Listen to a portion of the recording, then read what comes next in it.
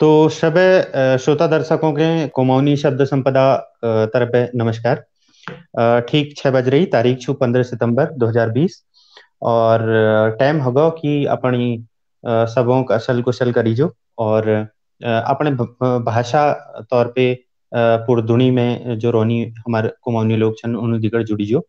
तो आज बातचीत में हमारे दिगड़ छन प्रोफेसर लक्ष्मण सिंह बटरोही जी।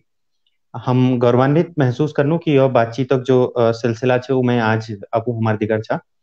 तो हम बातचीत शुरू करोन अपन जो प्रारंभिक शिक्षा छो गांव में जब आपू छा गांव की याद छू और गांव का आज कसी याद कर छा।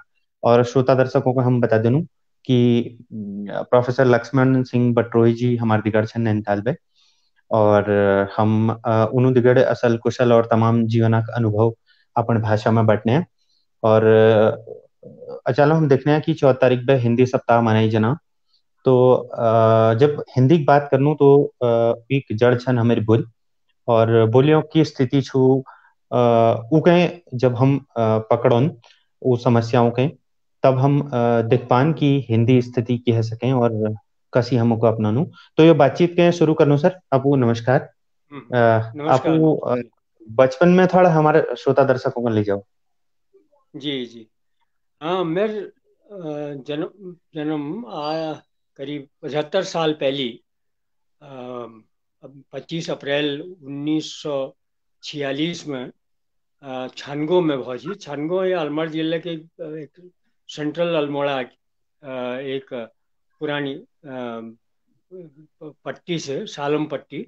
उस सालम पट्टी में जो पनार उके डिवाइड करें सालम पट्टी के पनार हमारे यहाँ पे वहाँ जो डोल एक पूरा पूरा आश्रम आजकल तो बहुत मशहूर आश्रम है वो वहाँ डोल मल्ला सालम में। तो डोल पे शुरू हो गए डोला के आसपास शुरू है वो वहाँ पे शुरू है गए पनार रामेश्वर में मिले हैं वो पिथौरागढ़ के जड़ में।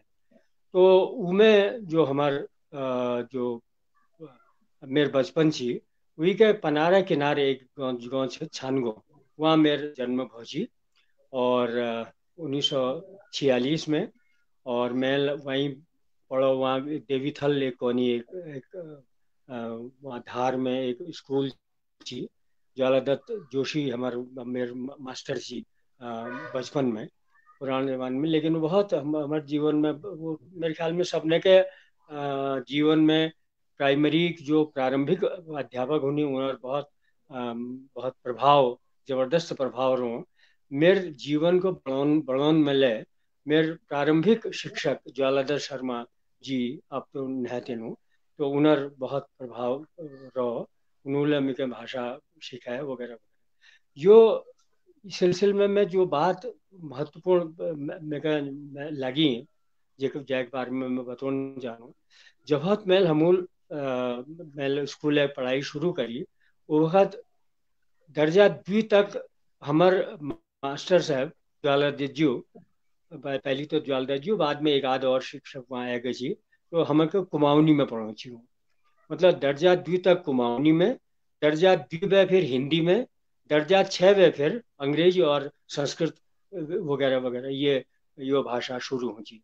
तो एक तरह हम ये कौन जानूं कि दर्जा 2 तक हालांकि मैं जरा बहुत जल्दी मेरे बाबल वहाँ स्कूल भेजल जी। मैं दर्जा 1 में 3 सालों की छी उन दिनों क्योंकि मेरे पिताजी वहाँ स्कूल की स्थापना कर रखी थी।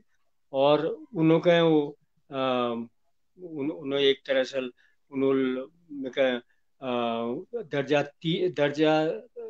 1 में नहीं दर्जा 3 में सॉरी 5 सालों की मैं 5 सालों की दर्जा 2003 में उन्होंने भर्ती करा। अब यो जल मेरे प्रारंभिक जो नींव थी बहुत मजबूत नहीं भै सकी, इसलिए 5 साल के बच्चे के 3 में भर्ती कर देला तो कछोल। लेकिन वहाँ एक एक तरह से वो पहाड़ी जीवन के, एक सामान्य जीवन के, एक रोने के वो के बारे में जानकारी करने के में एक बहुत एक वो मिली में एक प्रेरणा मिली। हमार गांव छानगो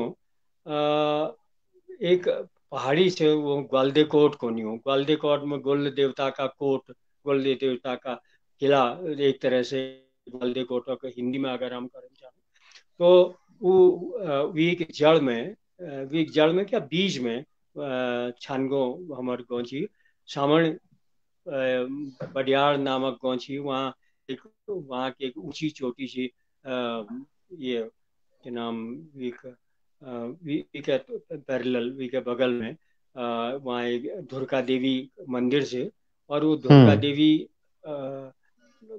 देवी वो दुर्गा वहाँ बहुत मेरे ख्याल में वो देवी धुरका ये कुमाऊं कुमाऊं सबने ज्यादा ऊंची चोटी सन। तो बचपन हमार वही जो एक विस्तार में कुमाऊनी परिवेश के देखते हुए कल्पना करते हुए वो मौका मिला। तो मेरे बचपन ज्यादातर उस एक औपचारिक शिक्षा बदला, क्योंकि जैसे मैंने कहा कि 3-5 साल की उम्र में मगर दर्जा 3 में उन्होंने भर्ती कर दी थी, तो उस तरह एक बहुत एकेडमिक जैसे जगहों को नहीं में अकादमिक किस्म का विकास तो मेरा नहीं हुआ। वो तो उस ढंग का विकास तो मेरा नहीं है सब, लेकिन प्रकृति से जुड़ी हुई, प्रकृति हमारे दगड़ जुड़ी हुई जो मेरे विकास थी, मेरे एक संस्कारों विकास थी कौन से हुई वो बहुत निकट उदगड़ भाव। और व्हील मेरे दिमाग में ये सवाल उठी कि हमारे गांव में जो जो एक अंधविश्वास के समक्षन जो बहुत गरीबी छन पिछड़ापन से वी हम क्यों केले इतु पिछड़ा पिछड़ी हुई, इतु गरीब और इतनी मुख्य धारा हवेर कटी हुई। जब बाद में मैं होश था आयो आ में तो तब यह सवाल मेरे दिमाग में आई। तो मैं इनों के तो यो सवाल नक कौन से कि यो सवाल नक जो पृष्ठभूमि थी वही प्राकृतिक परिवेश थी मेरे गाँव शालम पट्टी जहाँ मैं जी एक तरह से अपन बचपन बिता। जी। तो कतु और वही कतु बात दर्ज है। जाने हाँ, पड़ा। मैं वहाँ 6 पास कर भी पढ़ा, 5 पास कर उन दिनों छानगो में हमारे वो तो नहीं हुई छानगो में तो 5 और 8 में बोर्ड परीक्षा हुई जब हम नानछे ना छिया। तो 5 कक्षा में जब हम पास करो तो हमार पनार पार एक बसंतपुर आजकल को नहीं हूँ बडियाल हम वही पहाड़ी नाम से, तो वहाँ पर मिडिल स्कूल थी। तो वहाँ पे करीब 5-6 मील मैल कई कहानियों में भी जिक्र कर रखो। तो वहाँ पे तली 3-4 2-3 मील पनार उतरन पड़ सी गाँव पे। वो बाद फिर 3-4 मील बिल्कुल चढ़ाई चढ़ गए, बिल्कुल जयंती बगल में, जयंती और चौखुरी बगल में एक तरह से वहाँ बडियाल में जो स्कूल थी वहाँ दर्जा 5 एक मैं बोर्ड एक परीक्षा दी थी। तो अच्छा। 5 वो करो फिर 5 पास करने बाद अब जी। वो अखिल का हमारे वो प्राइमरी स्कूल थी जो मैं पढ़ सी। तो पिताजी ने उन्होंने चूंकि हमारे गांव में एक चिंतामणि त्रिपाठी नाम एक पढ़ी लिखी दुए जानी पढ़ी लिखी थी मेरे बाबू और नारी चिंतामणि त्रिपाठी जी। तो इन लोग न वहाँ पर एक सोचो कि भाई हमारे नंदन लीजिए कोई मिडिल स्कूल और यहाँ पर शुरू कर दीजिए। तो मिडिल स्कूल उन्होंने शुरू करो, तो मिडिल स्कूल अब पढ़ाई लीजिए तो फंड तो है नहीं, तो एक आध तो उन्होंने अध्यापक न व्यवस्था करी, लेकिन फिर मतलब सही ढंग का अध्यापक नहीं मिल पा। तो ये वजह फिर मेरे दर्जा 6 बाद नैनीताल मेरे बुआ पास मेरे पापुल अपन बहनी पास नैनीताल भेजते। और जहाँ मैं फिर मिडिल वहीं का नगर पालिका मिडिल स्कूल में नैनीताल में दर्जा 8 पास करो, फिर गवर्नमेंट हाई स्कूल जो तलताल में थी उन दिनों, वहाँ पे हाई स्कूल पास करो, फिर जी। गवर्नमेंट तो इंटर कॉलेज जो। आपू हाँ जी। आपू आपू लाल जाने बता कि कसी आपू मल्ला सालम छानी गोबे तमाम हाँ, बचपने छानगो। की याद बताई छन गो और भी बात नैनीताल जी आचा। तो यो बीच जी कुछ लोग हमारे घर जुड़ी उन्हें नाम हम ले जानू। देवेन मेवाड़ी जी। सर जी छन, दीपक हाँ, फर्त्याल, नमस्कार भास्करानंद, नमस्कार। शंकर जोशी, जी हरि मृदुल, अनुजा भट्ट, महेश पांडे, राजू पांडे, जी अ, गोपाल सिंह बगडवाल, गोविंद सिंह, डॉक्टर पुष्पलता भट्ट, चंद्रशेखर तिवारी सर, गोविंद बिस्ट। तो यो जी। सब आपको का नमस्कार कोनी और यो सब नमस्कार जोड़ रही। नमस्कार, बहुत बहुत तो धन्यवाद। धन्यवाद आप लोग। सबुदा हमार अनुरोध है कि केले की कुमाऊनी भाषा में यह बातचीत चल रहे और देश विदेश में जाले हमारे पहाड़ा लोग छन उनको एक नरवाई यन बातों लगे। तो हमारा अनुरोध है कि आपको सब अपन जो सगी संबंधी छन सोशल नेटवर्किंग में उन लिगड़ आपको जी। यका शेयर करो जीवन रहता जो आपको हाथ जोड़ नहीं। हाँ, तो नमस्कार। हम जी। अनिल कार्की को नहीं हाँ। सर प्रणाम। ओ, धन्यवाद। तो ये तो हम ये मेरे जानना चाहूँ विद्यार्थी रहे। कि अपन हाँ हाँ अपन विद्यार्थी जन तो अपन जो बाबू छी वो की कर छी। हाँ, मेरे बाबू तो खैर वहाँ गाँव में ही रहो छी। मेरे दादा 1960 आसपास, नहीं सॉरी, 1900 ईस्वी के आसपास नैनीताल में पटवार छी। उमेद सिंह नाम छे उनर। और उस जमाने में थोड़ा बहुत बहुत मामूली पढ़ी लिखी, एक तरह से गांव के जो महत्व थोड़ा सा ठीक ठाक परिचित लोग जो जो अच्छा। एक मिनट, ये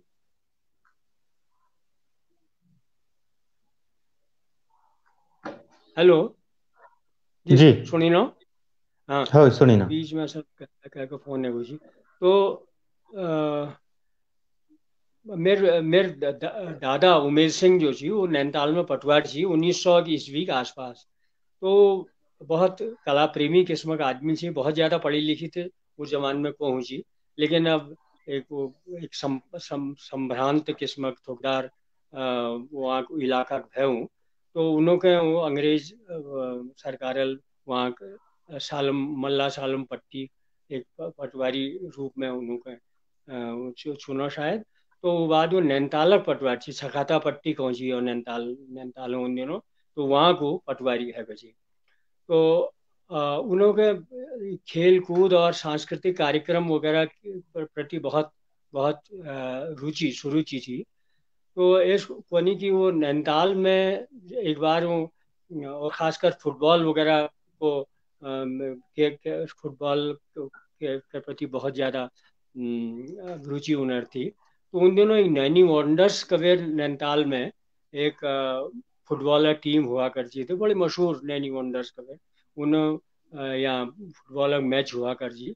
तो उनमें एक चंद्रलाल शाह नामक एक खिलाड़ी हुई कर जी। उस समय 1901 या वो वे थोड़ी पहली है, मगर ठीक याद ना। तो उस जमाने बाद छी।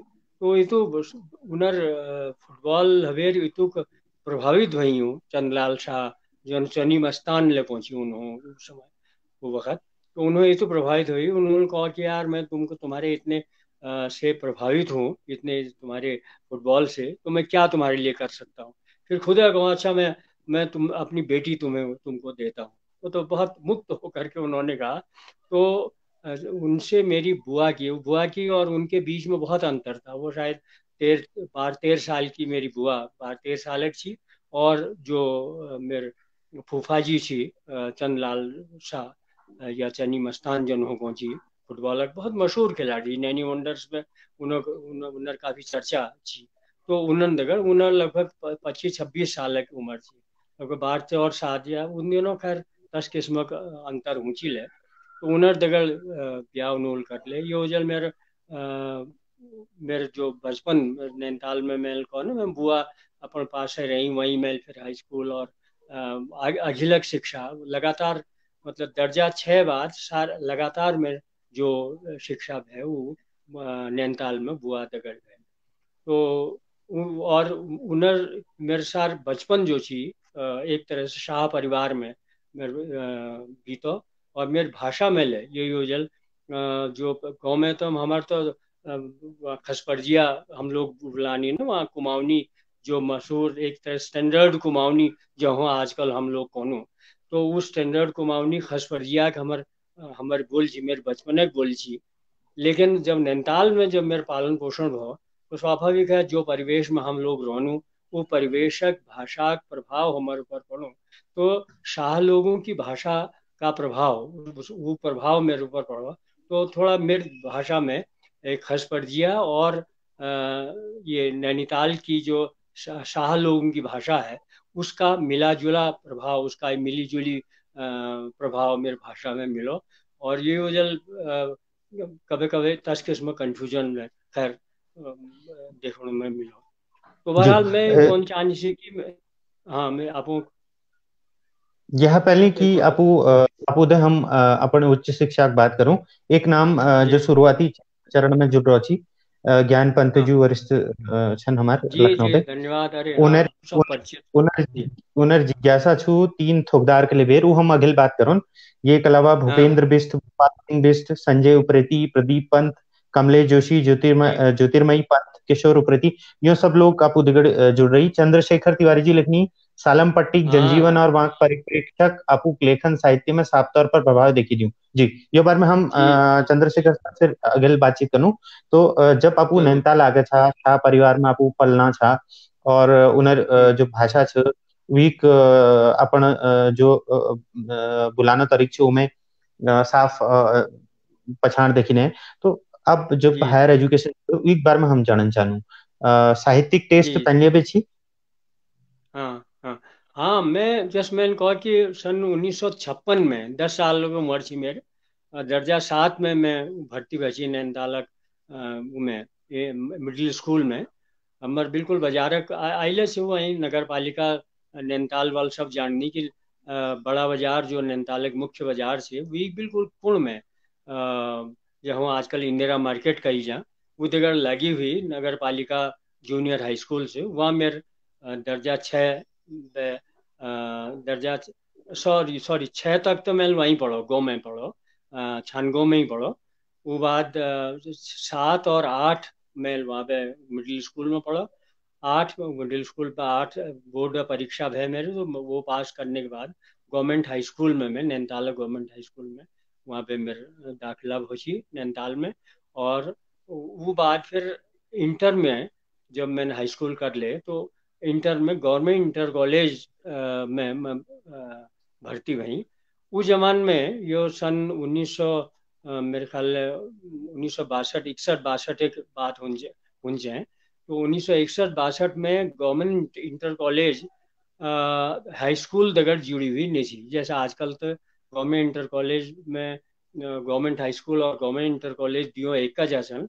उस जमाने में government inter college degree college दगड़ जुड़ी हुई थी नैनीताल डिग्री कॉलेज दगड़ जुड़ी हुई थी। तो वहाँ मैं इंटर करो और वो बाद फिर आखिल का फिर डिग्री वही डिग्री कॉलेज जो वही दगड़ जुड़ी हुई थी। और हमारे डी पंत साहब उन दिनों प्रिंसिपल थी। और भी कई महत्वपूर्ण वहाँ अध्यापक लोग थी जन दगड़ में जन जन शिक्षक शैक्षिक संस्कार मेरे ऊपर पड़ी। तो अखिल का वहाँ पे एमए करो 1966 में।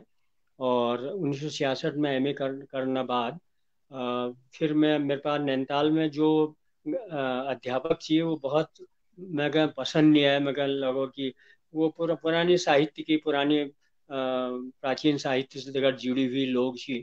तो जनर मेरे जनर विचारधारा या मेरे जनर साथ मेरे बहुत मेल नहीं खाची। तो मुझे लगा कि मुझे मुख्य धारा के साहित्य के साथ जुड़ने के लिए मुझे बाहर निकलना चाहिए बाहर मतलब जान चाहें। तो ये वजह फिर मैं वहाँ पे एक तरह से इलाहाबाद लीजिए रवान भाई। हालांकि बहुत बहुत एक whimsical ढंगल एक बहुत एक सनक सन क्योंकि नैनीताल में कोई छीन है कि वो मेरे नैनीताल में उस समय कहना चाहिए कोई ऐसे विद्यालय कौन है, हालांकि एक आध अध्यापक थी वहाँ पर, डॉक्टर विश्वम्भरनाथ उपाध्याय, जो बाद में कुलपति ले रही कई जगहों पर। लेकिन जो ही मैं एमए में गई, एमए पार्ट वन करने चाहिए जो होता मैं, वह उन्होंने सिलेक्शन जयपुर यूनिवर्सिटी में रीडर रूप में हुआ, तो यहाँ वहाँ उन्होंने छोड़ ले, तो ये वजह फिर मैं मैंने सोचा कि यहाँ मैं कहते रिसर्च कर रहा हूँ, मैं अगिल का रिसर्च करना चाहती, कोई आधुनिक साहित्य जगह या डॉक्टर विश्वनाथ उपाध्याय टाइप का जो जागरूक आधुनिक साहित्य जगह जुड़ी हुई लोग हैं, उनर जगह में जान चाहती, तो फिर मैं वहाँ इलाहाबाद इलाहाबाद है गई। अब हालांकि मेरे पास कोई आर्थिक आधार या कोई ऐसा इस और दूसरा कोई प्रेरणा ऐसी नीची जनर जगह में वहाँ रह सीख नहीं, लेकिन कुछ मैं एक जोखिम उठा और वहाँ पर फिर मैं इलाहाबाद यूनिवर्सिटी गई किसी तरीके से। उन दिनों सुमितानंद पंत दगड़ में मिली हमारे जो विख्यात कवि चंद पंत जी, अच्छा। उन्होंने शैलेश मटियानी जी दगड़ में वहाँ रही, उन्हें करीब करीब साल भर तक तो उन्हें दगड़ी रही, बाद में फिर मालक रोन फेंके थी, और भी कई फिर बाद में वो दौरान ज्ञान रंजन हुआ छी, महत्वपूर्ण चर्चित कथाकार छी, दूधनाथ सिंह उन दिनों वही छी, मेरे गाइड डॉक्टर राम स्वरूप चतुर्वेदी जनर निर्देशन में मेल प्रेमचंद पूर्व कथा साहित्य में शोध कार्य करो, वो थी डॉक्टर रघुवंश जो हिंदी मशहूर आलोचक और बहुत ही महत्वपूर्ण विचारक के रूप में जानी जाती, उन्होंने देखकर संपर्क हुआ, और फिर तमाम वहाँ जो नई, जो उन दिनों इलाहाबाद जो थी वो साहित्य का एक महत्वपूर्ण वो मानी जाती, एक संस्थान में वही साहित्य की संस्कार मेरे ऊपर पड़ी। तो एक तरह से वहाँ पे नैनीताल पे एमए करने के बाद मैं वहाँ इलाहाबाद में मैं फिर पीएचडी एमटी फिल करी, और फिर अगिल का फिर चूंकि मेरे उन दिनों एक हम लोग ने कि एक नए नए जो नई नई खासकर कथा साहित्य में कविता में तो मेरे ज़्यादा रुचि कभी नहीं रहे, बचपन में ले नहीं रहे, तो नई नई जो जो कथाकार उस समय चर्चित कथाकार के जो मैंने कहा, जैसे ये दूधनाथ सिंह हैं, ज्ञान रंजन है, और भी तमाम लोग थे, और बड़े महत्वपूर्ण लोगों में शेखर जोशी वही थे उन दिनों, और ये शैलेश मटियानी तो थे ही थे, जिनके साथ लगातार जोशी जी के साथ और मटियानी जी के साथ मेरे लगातार ये संपर्क पहुंची, और ले कई लोग उपेंद्र नाथ अश्क वहीं थी, उन्होंने थोड़ी बहुत मदद करी मेरी, और भी बहुत सारे लोग हैं जनर यहाँ पर एकदम इस समय तो याद नहीं आ सका, लेकिन मेरा मतलब इसी कि जो मुख्य धारा कथाकार थी उस जमान में, उनर दगड़ मेरे लगातार संबंध हो, दोस्ती है, और हम आपस में साहित्य में लिबेर समालोचना और कहानी लेखन वगैरह वगैरह करते रहे। नैनीताल उन दिनों इलाहाबाद में ही एक महत्वपूर्ण एक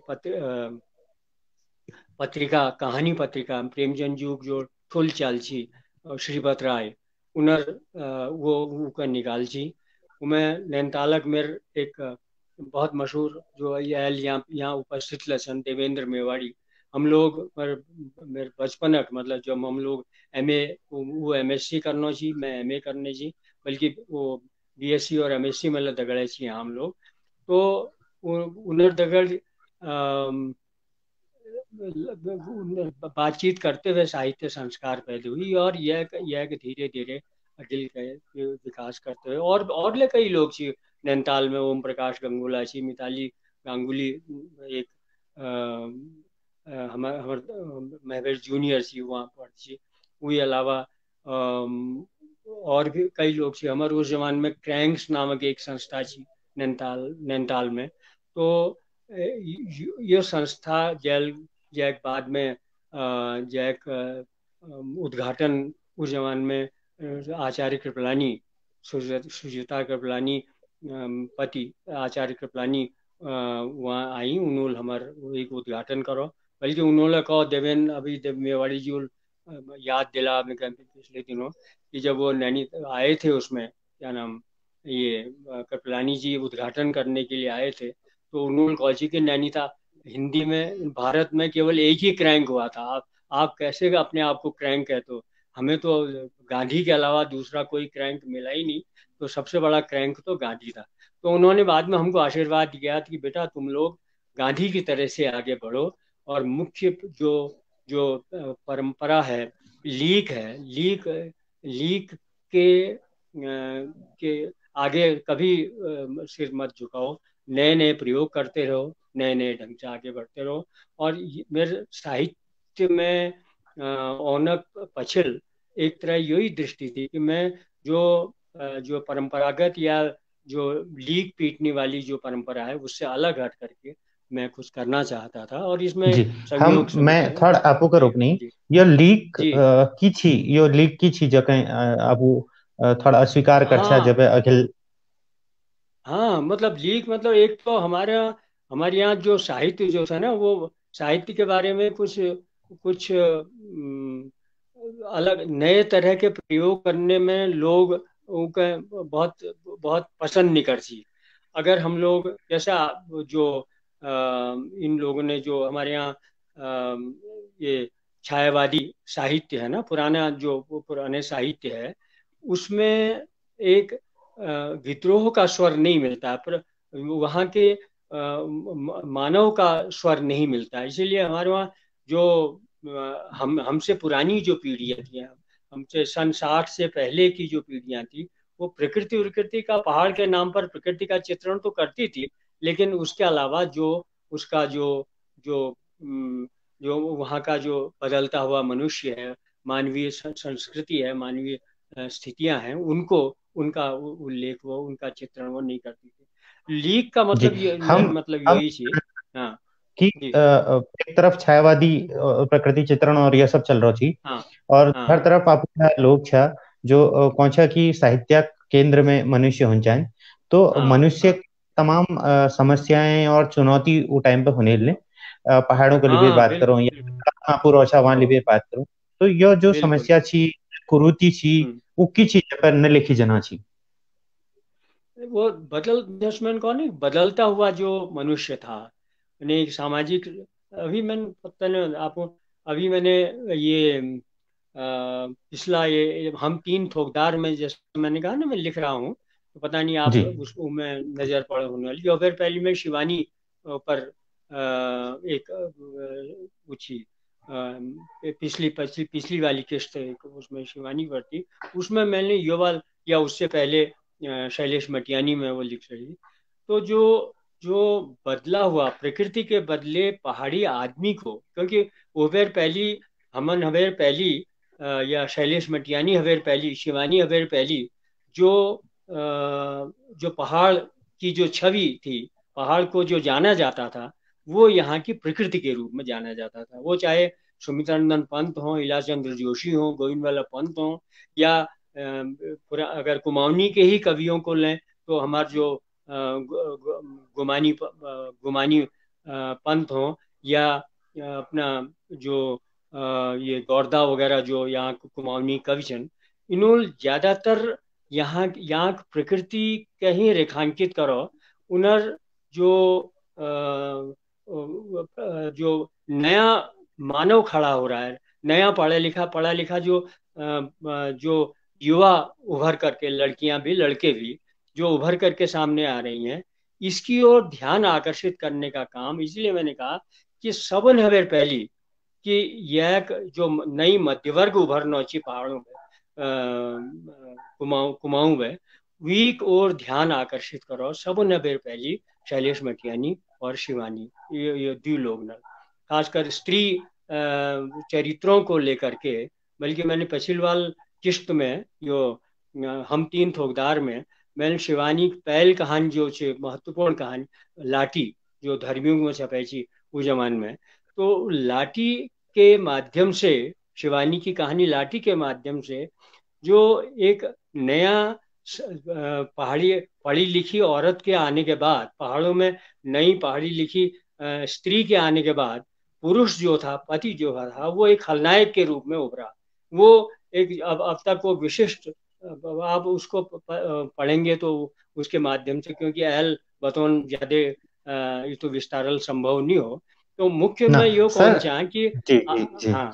मैं तो गुस्ताखी मैं करनी है आपको जो करूँगी। मैं मेरे मन में ये हाँ, अच्छा जिज्ञासा अच्छा। बने कि हम्म। आज ले हम पहाड़ के देखनू, तो पहाड़ के हाँ एक टूरिस्ट नजरल देखनू, कैमरा ले एक हाँ भेल हाँ फोटो खींच दिनू, कोई झरने, कोई हाँ हिमालय वाले हाँ पर्वतों, हाँ और हाँ कोई गांव में काम करने वाली महिला की हाँ कोई बहुत फोटोशॉप फोटो को देख देर हम हाँ कोनु की पहाड़ छे, तो एक ग्लोरीफाई हाँ पहाड़ में आज ले क्या साहित्य में जो मुख्य समस्या छन, या असली पहाड़ छे जो मनुष्य छे वो एक समस्या हाँ। छन उ रेखांकित होनी क्या, और ये की समस्या दुर्भाग्य छन से में क्या देखना। हाँ, नहीं सही कौन। बिल्कुल बिल्कुल, बहुत बहुत बड़ी, बहुत बहुत महत्वपूर्ण प्रश्न थी यह। कि लेकिन मैं जो बात कौन चाहने से अभी अभी तक, कि हमारे यहाँ जो जो एक रूमानी पहाड़ को लेकर के एक रूमानी वो है, तस्वीर है, रूमानी चित्र है। तो जो छायावादियों ने प्रस्तुत किया हिंदी में, और पहाड़ में तो खैर जैसा मैंने कहा कि वो थोड़ा बहुत थोड़ी सा चंद्रकुमार बरतवाल की कविताओं में तो वो एक अलग रूप में का मिलूं।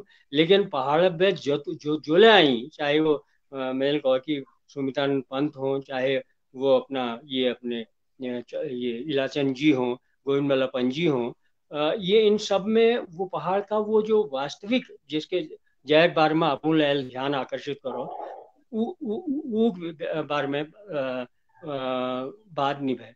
यहाँ तक कि जो पहाड़ के बहुत एक उस तरह की एक रोमानी छवि को प्रस्तुत करने वाली एक जो काफी चर्चित कहानी है हमारे शेखर जोशी की कोशिका गढ़वाल या दाजू कहानी, ये मतलब मके ऐसा लगो कि याले पहाड़ का वो जो एक नया उभरता हुआ पहाड़ी चरित्र था, वो जो द्वंद्वात्मक रूप था पहाड़ी, वो इन शेखर जोशी में भी उतना नहीं आ पाया। वो पहली बार जैसा मैंने कहा कि वहाँ के पुरुषों का इसमें शैलेश मटियानी में उनकी दसियों कहानियां हैं ऐसी बहुत ही। बल्कि राजेंद्र यादव ने तो ये यहाँ तक कहा कि हिंदी में, संपूर्ण हिंदी साहित्य में 60 50 60 के दशक में ये शैलेश मटियानी अकेला ऐसा लेखक है जिसके पास 1 दर्जन से अधिक श्रेष्ठ कहानियां हैं, प्रेमचंद के बराबर जिसके पास कहानियां हैं। इसका कारण यह है कि वो एक उसी अपने धरातल या उसी तरह से शिवानी शिवानी को भी इन्होंने कोई हिंदी साहित्य में कहीं आपका उल्लेख ही नहीं मिलेगा उनका। उनको एक बहुत ही रोमांटिक और बहुत ही कहना चाहिए कि एक अलग किस्म की चित्र के, बल्कि शैलेश मटियानी की तो खैर साहित्यिक हल्के में खूब चर्चा होती ही है, हुई है, शेखर जोशी की भी होती है और तमाम लोगों की होती है। शिवानी की तो कहीं चर्चा होती ही नहीं, जबकि एक मेजर हस्ताक्षर है जिस पर उनका मैंने पिछली बार बहुत विस्तार से हम तीन ठोकदार के शिवानी वाली किस्त में मैंने इस पर बहुत विस्तार से प्रकाश डाला और लोगों ने इसको पसंद भी किया है। तो मेरा मतलब ऐसे कि हमको जो नई जो पौध आ रही है, नई पीढ़ी, बाद में फिर खैर आगे आज पंकज बिष्ट और ये मृणाल पांडे और तमाम बहुत महत्वपूर्ण कथाकार यहाँ पे आई, क्षितिज शर्मा ग्रामीण पृष्ठभूमि पे आई और तमाम लोग आई। लेकिन जो जो इन्होंने शुरुआत की थी शैलेश मटियानी और शिवानी ने, वो उसका विकास उस रूप में तो नहीं हो पाया। जैसा आपने बहुत अच्छी बात आपने कही कि पहाड़ को रोमांटिसाइज करने की प्रवृत्ति आज भी, कि आप वहाँ एक पहाड़ी औरत को, घास काटती हुई औरत को आपने प्रस्तुत कर दिया और उसको पहाड़ की पहचान के रूप में उसने आपने प्रस्तुत किया। बल्कि इसके बदले नई पीढ़ी को तो जो, इसलिए मुझे लग रहा है कि आप लोगों की आंख से जो हमसे लगभग 40 50 साल छोटे हैं, तो आप लोगों की आंख से अब वो रोमांटिसाइज पहाड़ नहीं होना चाहिए। आपको इसके लिए कुछ नया, इस नए चेहरे को तलाशना चाहिए।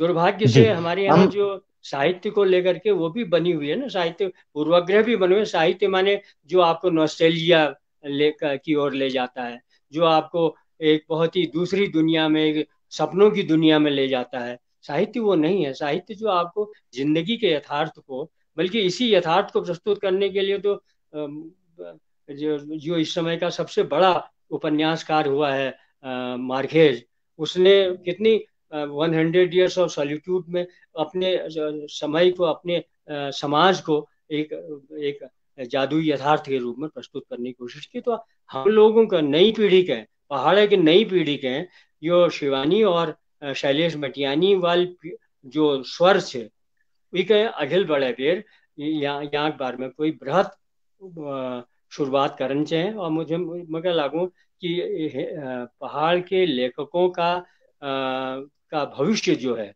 जो इस समय 30-40 के आसपास की उम्र के जो लोग हैं, आप लोगों की उम्र के जो लोग हैं, 25 से लेकर के 40 के बीच की उम्र है जिनकी, वो उन्हें तलाशना चाहिए। और इसके माध्यम से जो नया चरित्र, जैसा मैंने कहा, वो चरित्र नहीं खाली प्रकृति के पर्यटक वाली, जैसा आपने कहा ना, कि दुर्भाग्य से हमारे यहाँ या तो वो जो बाहर से थोड़े दिनों के लिए आते हैं, धर्मवीर भारती का ठेले पर हिमालय, आपने अगर वो पढ़ा हो ना, ये यहाँ के जीवन को भयभूखों में सीटी वाली जो लोक कथाओं के आधार पर उन्होंने जो जो यात्रा, या क्या कहना, यात्रावृत्त रचा है, या उसी तरीके से बहुत बहुत ही एक गे ने अरे आया और रहेगा याद में वहाँ के पहाड़ के का एक स्वप्निल किस्म का चित्र प्रस्तुत किया है। वो तो एक बाहर के पर्यटक का नजरिया है यहाँ के बारे में। तो वो नजरिया, जैसा मैंने कहा, वो नजरिया हमको मतलब मटियानी और शिवानी की परंपरा को आगे बढ़ाते हुए, इसको इसको आगे बढ़ाते हुए जी। इन लोगों को, आप लोगों की पीढ़ी को इसे। तो अपुल हमको बता कि कसिक पहाड़ के जो साहित्य में धरी को कन लेखकों का हमको पढ़न चाहें, और की जी। धाराओं में छन। एक में रोमांटिसिज्म છે, प्राकृतिक चित्रण છે, और एक में हाँ जो मनुष्य की विकास यात्रा છે, उका हाँ सुने और भी हाँ। की समस्या छन यो छन। अपुल बहुत सारे नाम जी। सुझाई जनु को हमको पढ़न चाहें। हाँ यो बीच नृप सिंह नपलच्याल जी जुड़ी हमू दिगई, सना जी। पाठक, अनूप शाह, हरेंद्र सिंह, सरदीप लोहनी, भूपेंद्र बिष्ट, त्रिलोचन पनेरू, समय समय साक्ष हमारे दिगड़ जुड़ी, पंडित नारायण हाँ पाठक जी जुड़ी, ललित उप्रेती जुड़ी। अब किले की जो समीक्षात्मक जो अपन वक्तव्य छे हम जारी धरन, हम फिर से लौटनू कि कसी अपन नैनीताल में जो अध्यापन कार्य शुरू करो वो कसी जी। करो। और दिगड़ दिगड़ हम योला जानन चाहूँ कि उ बखत पहाड़ बे भैर जन और पढ़न लेखन पीएचडी करन और तमाम जी। वैश्विक दृष्टि धरन, यो एक चुनौती पूर्ण काम छी। तमाम में जी। आर्थिक समस्या छी और तमाम समस्या छी। तो यह का समानांतर लेते हुए हमको अपना अनुभव बताओ। जी। जी। मैं 1969 में, हाँ, 1966 में मैं एमए करो छी नैनीताल में। और वो बाद 1966 में ही इलाहाबाद यूनिवर्सिटी में रिसर्च ज्वाइन करी। और जी 1969 में मैं डी फिल मिली हुआ। तो सौभाग्य 1969 में ही डॉक्टर डी टी पंत साहब नैनीताल में डिग्री कॉलेज का प्रिंसिपल थी। उन दिनों डिग्री कॉलेज या प्रिंसिपल के अपॉइंटिंग अथॉरिटी हुआ हुई करती, तो पंत जी मैं बहुत भल मान छी अपन छात्र जीवन बटी। तो उन्होंने मैं कहा कि भाई तुम जैसे लोग क्यों बाहर जा रहे हो, तुम जैसे लोगों को यहीं रहना चाहिए, यहीं अध्यापन करना चाहिए। संयोगल उस समय गवर्नमेंट इंटर कॉलेज में एक जाग खालची हिंदी में अध्यापक है, ताराचंद त्रिपाठी जी, वो मेरे से दगड़ छी। तो इन्होंने हम उन्होंने मैं वहाँ अपॉइंट करो। तो एक तरह से 1969 में गवर्नमेंट इंटर कॉलेज में हिंदी अध्यापक के रूप में मेल अध्यापन कार्य शुरू करो। वो बाद संयोगल यश बहुत ही 1970 में फरवरी में एक नई पोस्ट वहाँ गवर्नमेंट डिग्री कॉलेज में एक ऐसी उन दिनों लखनऊ राजधानी हमारी थी। तो लखनऊ में एक नई पोस्ट है, तो उमें मैं पंत जीवन में वहाँ मेरे अपॉइंटमेंट मूल करो। तो कुछ वो बहुत सारी संघर्षपूर्ण स्थिति थी कुछ उस जमाने में। कहना चाहिए कि वो कई किस्म की संकट, कई किस्म की दिक्कतें आई।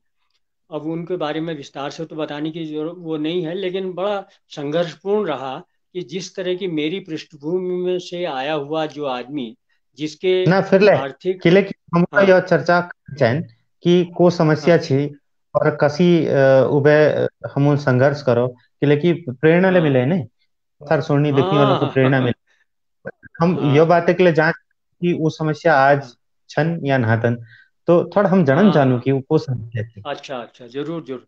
नहीं नहीं, वो जो मैंने कहा कि असल में मेरे पास बहुत कहना चाहिए शैक्षिक दृष्टि बहुत बड़ एक मेरे बुनी सी क्या नाम मुझे शैक्षिक योग्यता मेरे पास जो एक विश्वविद्यालय का अध्यापक लीजिए जिस तरह की शैक्षिक योग्यताओं की जरूरत होती है वो योग्यताएं मुझ में नहीं थी। एक सामान्य द्वितीय श्रेणी का मैं विद्यार्थी था।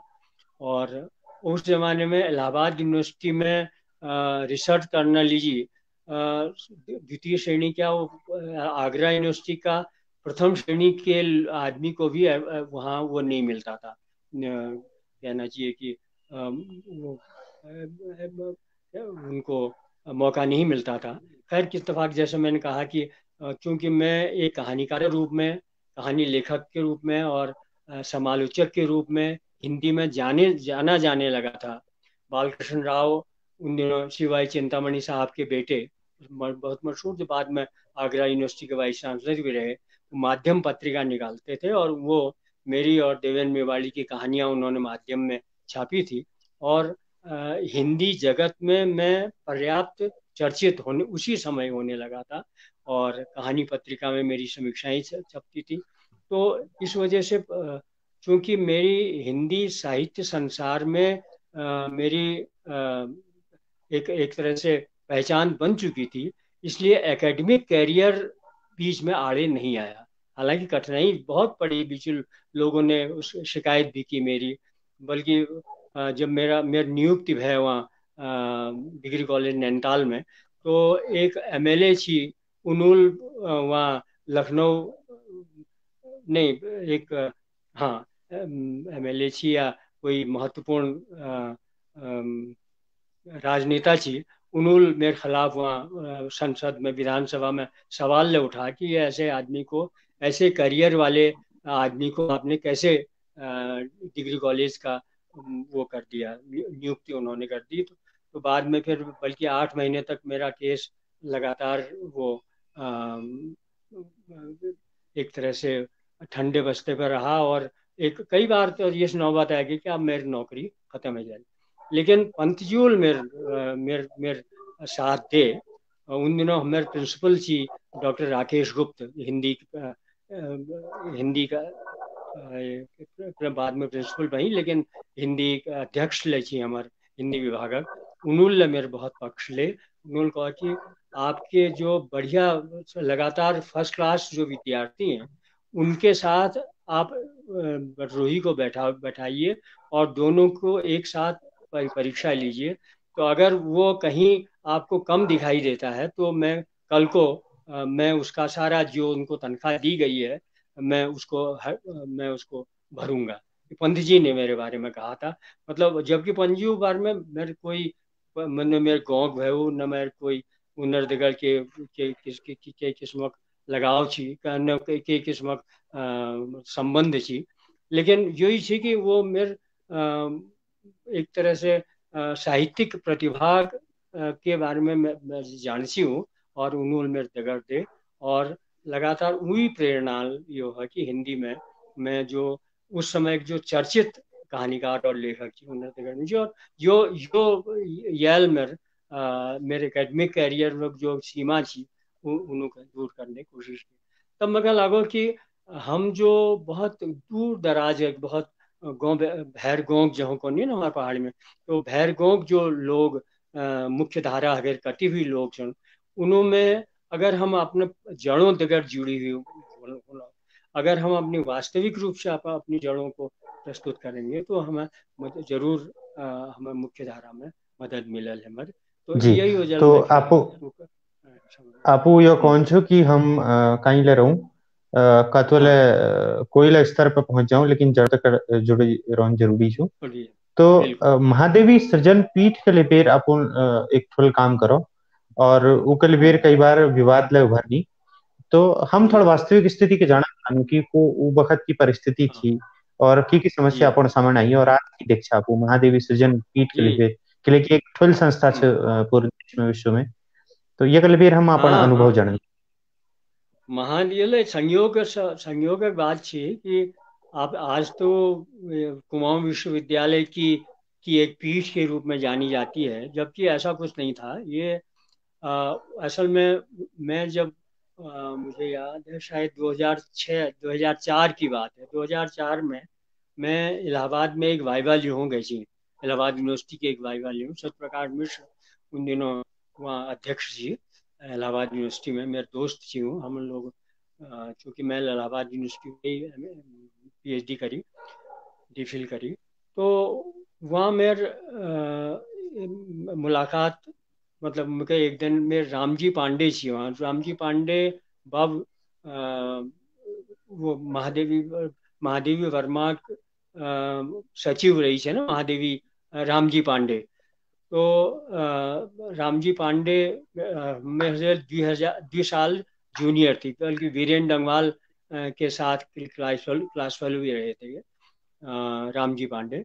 तो ये उनके सचिव थे, तो उन्होंने मुझे बुलाया वहाँ एक दिन खाने पर बुलाया। इन्होंने रामजी पांडे ने मुझे, तो उन्होंने कहा कि यार नैनीताल से 25 किलोमीटर आगे महादेवी जी का एक घर है।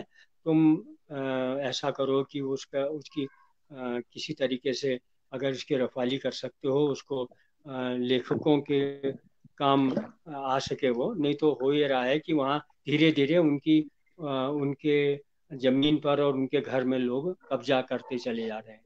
तो किसी तरह जो हमारी पुरखिन है महादेवी वर्मा, तो कुछ ऐसा होना चाहिए कि वो सुरक्षित हो।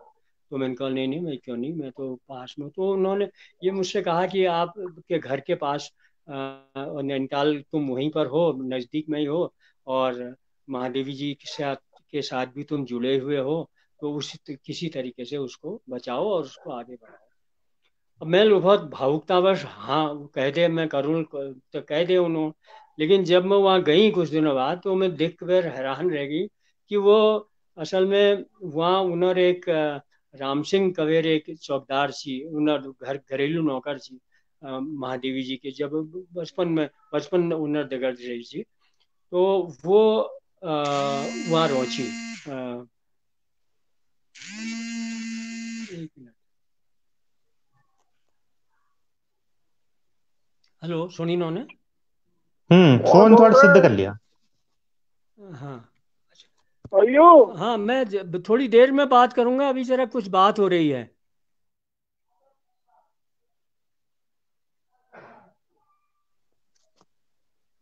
हाँ अब सुन कर ठीक है रो। हेलो। फोन हाँ ठीक ठीक छो ठीक छो हाँ ठीक से भाई। तो मैंने कहा कि 2004 में मैं वहाँ जब नहीं सॉरी 2004 ने तो बहुत बाद की बात है कि 1994 में मैं जरे जी वहाँ ने इलाहाबाद में। तो इलाहाबाद में उन्होंने रामजी पांडेल में हो कहा कि यार वो वहाँ वहाँ पर तो बहुत जमीन है उनकी, तो बहुत जमीन थी हो यहाँ, अब तो खैर लोग यो बता जानते लो भी नहीं है। राम हाँ सिंह हाँ चौकीदार तक पूछ गई हाँ राम सिंह जो वहाँ घरेलू नौकर थी, व्हील वहाँ कब्जे करी हुई थी। तो उन्होंने कहा कि किसी तरीके से आप वहाँ कैसे उसकी वो हो सकती है। तो खैर मैं उन दिनों मेरी नैनीताल में एक यहाँ मधवाल साहब थी, कुमाऊं मंडल विकास निगम में एमडी थी वो तो वो मेरे क्लास फेलो रही थी। पीए में हम लोगों ने दगड़ दगड़ पढ़ी थी। तो मधवाल साहब यहाँ एमडी थी, और यहाँ डीएम जो थी वो हमारे डॉक्टर नामवर सिंह जो हिंदी के महत्वपूर्ण आलोचक हैं, उनर साल साहब जी उनके साले साहब थे मानवेंद्र बहादुर सिंह। तो एक दिन काशीनाथ सिंह जो नामवर सिंह के छोटे भाई हैं वो नैनीताल आए थे। तो सब रक्त बयान करीब 5-6 बजे उन्होंने मेरे घर घर आई, और घर उन्होंने कहा कि भाई मैं अपने साले साहब के यहाँ आया हुआ हूँ, तुम चाहो तो वहीं हमारे साथ नाश्ता करना, वहीं डीएम साहब के यहाँ रुका हुआ हूँ। तो मैंने कहा कि चलो इस बहाने में उनसे मिल लूंगा। और मैंने कहा मुझे भी डीएम साहब से कुछ बात करनी है। तो अच्छा हुआ आप वहाँ पर आ गए। तो डीएम दगड़ महल वहाँ एक तरह से वहाँ उनर नाश्ता रत्तैक नाश्ता लीजिए, ब्रेकफास्ट में हम लोग वहाँ मैं उनर दगड़ मैल नाश्ता करो। वहीं मैल उन्होंने कहा कि महादेवी जी की यहाँ पर इतनी सारी जमीन है, 22 नाल जमीन थी उनर। अब तो वहाँ लोगों को मालूम नहीं हो, आपस में बहुत हत्या हाली। और उसमें से भी वो उसी समय से वो सारा चल गया था। खैर वो लंबे वो बड़ी मैंने लिखा है, इस पर बहुत सारा लिखा हुआ है।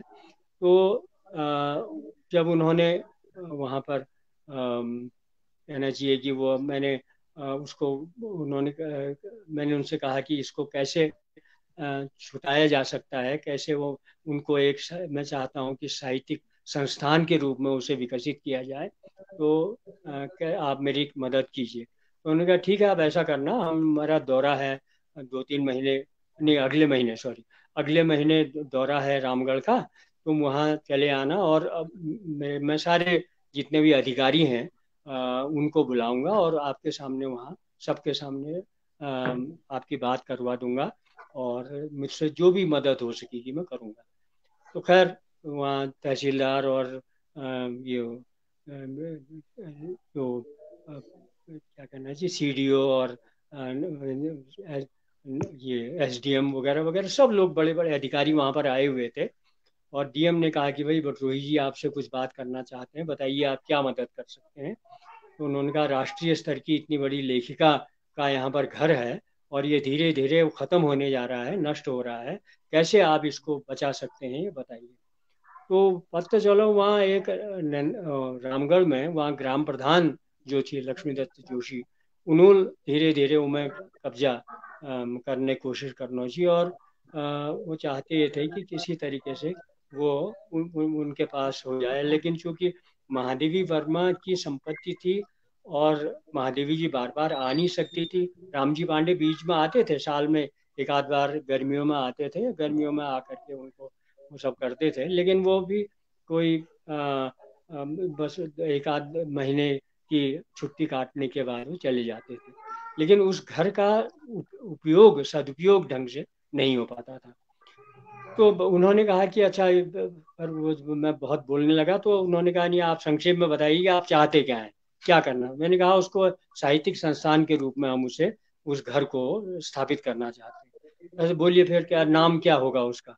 अब डीएम वो तो जैसे होते हैं ना प्रशासन आईएएस अधिकारियों की, उन्होंने तुरंत तो सवाल करते हैं, फिर तुरंत अब जब ये सवाल एकदम आ गया कि इसका नाम बताइए, क्या नाम इसका संस्था का नाम रखें। अब मैं तो कोई तैयारी कर भी रह नहीं रही थी, मेरे को समझ में ही नहीं आया कि मैं क्या कहूँ। तो ये तो जल्दी ये समस्या सुलझ जाए, मैं ये में के यकीन नहीं सी। तो मेरे मुख में इसी का निकल पड़ा महादेवी साहित्य संग्रहालय, इसका नाम महादेवी साहित्य संग्रहालय होना चाहिए। तो ठीक है भाई, एसडीएम हूँ, ये तहसीलदार साहब लिख नोट कीजिए, इस घर का नाम महादेवी साहित्य संग्रहालय रख दिया जाए, और सारे जमीन के जो आप इकट्ठा कीजिए उनके कागजात वगैरह, और उनको महादेवी साहित्य संग्रहालय के नाम आप इसको तो कागजात बना करके तैयार कीजिए। और इसका अध्यक्ष जो है वो डीएम रहेगा, और इसके जो संयोजक होंगे वो बटरोही होंगे, और बाकी इनके साथ मिल करके इसमें एक रामगढ़ का भी आदमी रखिए, रामगढ़ के जो ग्राम प्रधान हैं उनको भी इसमें शामिल कीजिए। तो रामगढ़ के ग्राम प्रधान और मुझे उन्होंने सदस्य बनाया, और डीएम को उसके अध्यक्ष के रूप में, और डीएम की एवज में एसडीएम उसका एक तरह से कार्यभार उसका संभालने लगे। खैर वो सब हो गया, तो अब इतना तो हो गया, लेकिन एकाएक वहाँ रामगढ़ के लोगों को भी ये उम्मीद नहीं थी और किसी को भी मालूम नहीं था कि इतनी जल्दी ये समस्या सुलझ जाएगी करके। सब लोग यही समझ रहे थे कि ये तो एक तरह से इस संस्था कहाँ से बनेगी, कोई उसमें वो उधर वहाँ के कुछ लोग, यानी कुछ लोग क्या, वही लक्ष्मीदत्त जोशी इसमें वो किए हुए थे, उसको अपने कब्जे में कर लेना चाह रहे थे। और जब उन्होंने देखा कि मैं इसमें आ गया तो फिर उन्होंने मुझसे कहा कि अच्छा ऐसा करते हैं बटरोही जी, आप इसको ऐसा कीजिए कि इसको संग्रहालय तो बनाइए, लेकिन इसको एक महादेवी जी के मंदिर के रूप में स्थापित कीजिए।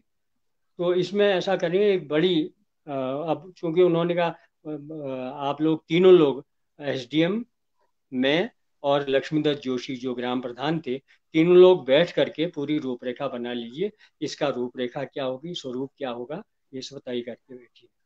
तो मैं वहाँ जब हम लोग बैठे तो लक्ष्मीदत्त जी ने कहा कि भाई ऐसा करिए कि इसको महादेवी जी मंदिर के रूप में डेवलप आपको करना चाहिए। महादेवी जी की एक विशाल मूर्ति यहाँ पर स्थापित कर देते हैं, और आप तो रोज रोज हर इसमें आ नहीं सकते हैं नैनीताल से, हम उसमें सुबह शाम पूजा पाठ के लिए मैं उसमें कर दूंगा, दिया बाती जलाने के लिए मैं आ जाऊंगा, और बाकी आप इसमें यहाँ लोग पर्यटक आएंगे, महादेवी जी की पूजा करेंगे, महादेवी जी के मंदिर के रूप में इसे विकसित करना चाहते थे। अब ये बात मेरे बिल्कुल ही सिद्धांतों के खिलाफ थी। मैंने कहा भाई मैं जीते जी मैं तो हमेशा इसके खिलाफ रहा हूँ कि किसी भी लेखक को देवता के रूप में स्थापित करना उसकी सबसे बड़ी मृत्यु होती के रूप में मैं देखता था। मैंने कहा मैं इसके लिए तो राजी नहीं हो सकता। फिर बाद में रामजी पांडे से पूछा गया जो इसके सचिव थे, तो उन्होंने कहा कि इसको लड़कियों के एक उसके रूप में कढ़ाई बुनाई बुनाई केंद्र के रूप में रामगढ़ के इस महादेवी साहित्य संग्रहालय को स्थापित किया जाना चाहिए। तो बोले कि नहीं, वो मैंने कहा ये भी कैसे संभव है, हम तो ये नहीं चाहते हैं कि ये लड़कियों के सिलाई बुनाई केंद्र जैसी चीज वो भारत भर के बल्कि विश्व भर के जो साहित्यकारों का, चूंकि महादेवी जी का साहित्यकार के रूप में अंतर्राष्ट्रीय स्तर का कद है, इसलिए अंतर्राष्ट्रीय स्तर के साहित्यकारों को आकर्षित करने के केंद्र के रूप में इसे विकसित किया जाना चाहिए। जी सर, तो एक अनुरोध उन्होंने थी कहा कि कि ठीक। जी जी। एक अनुरोध थी कि अगर हम कुमाऊनी में बात करो ना सर।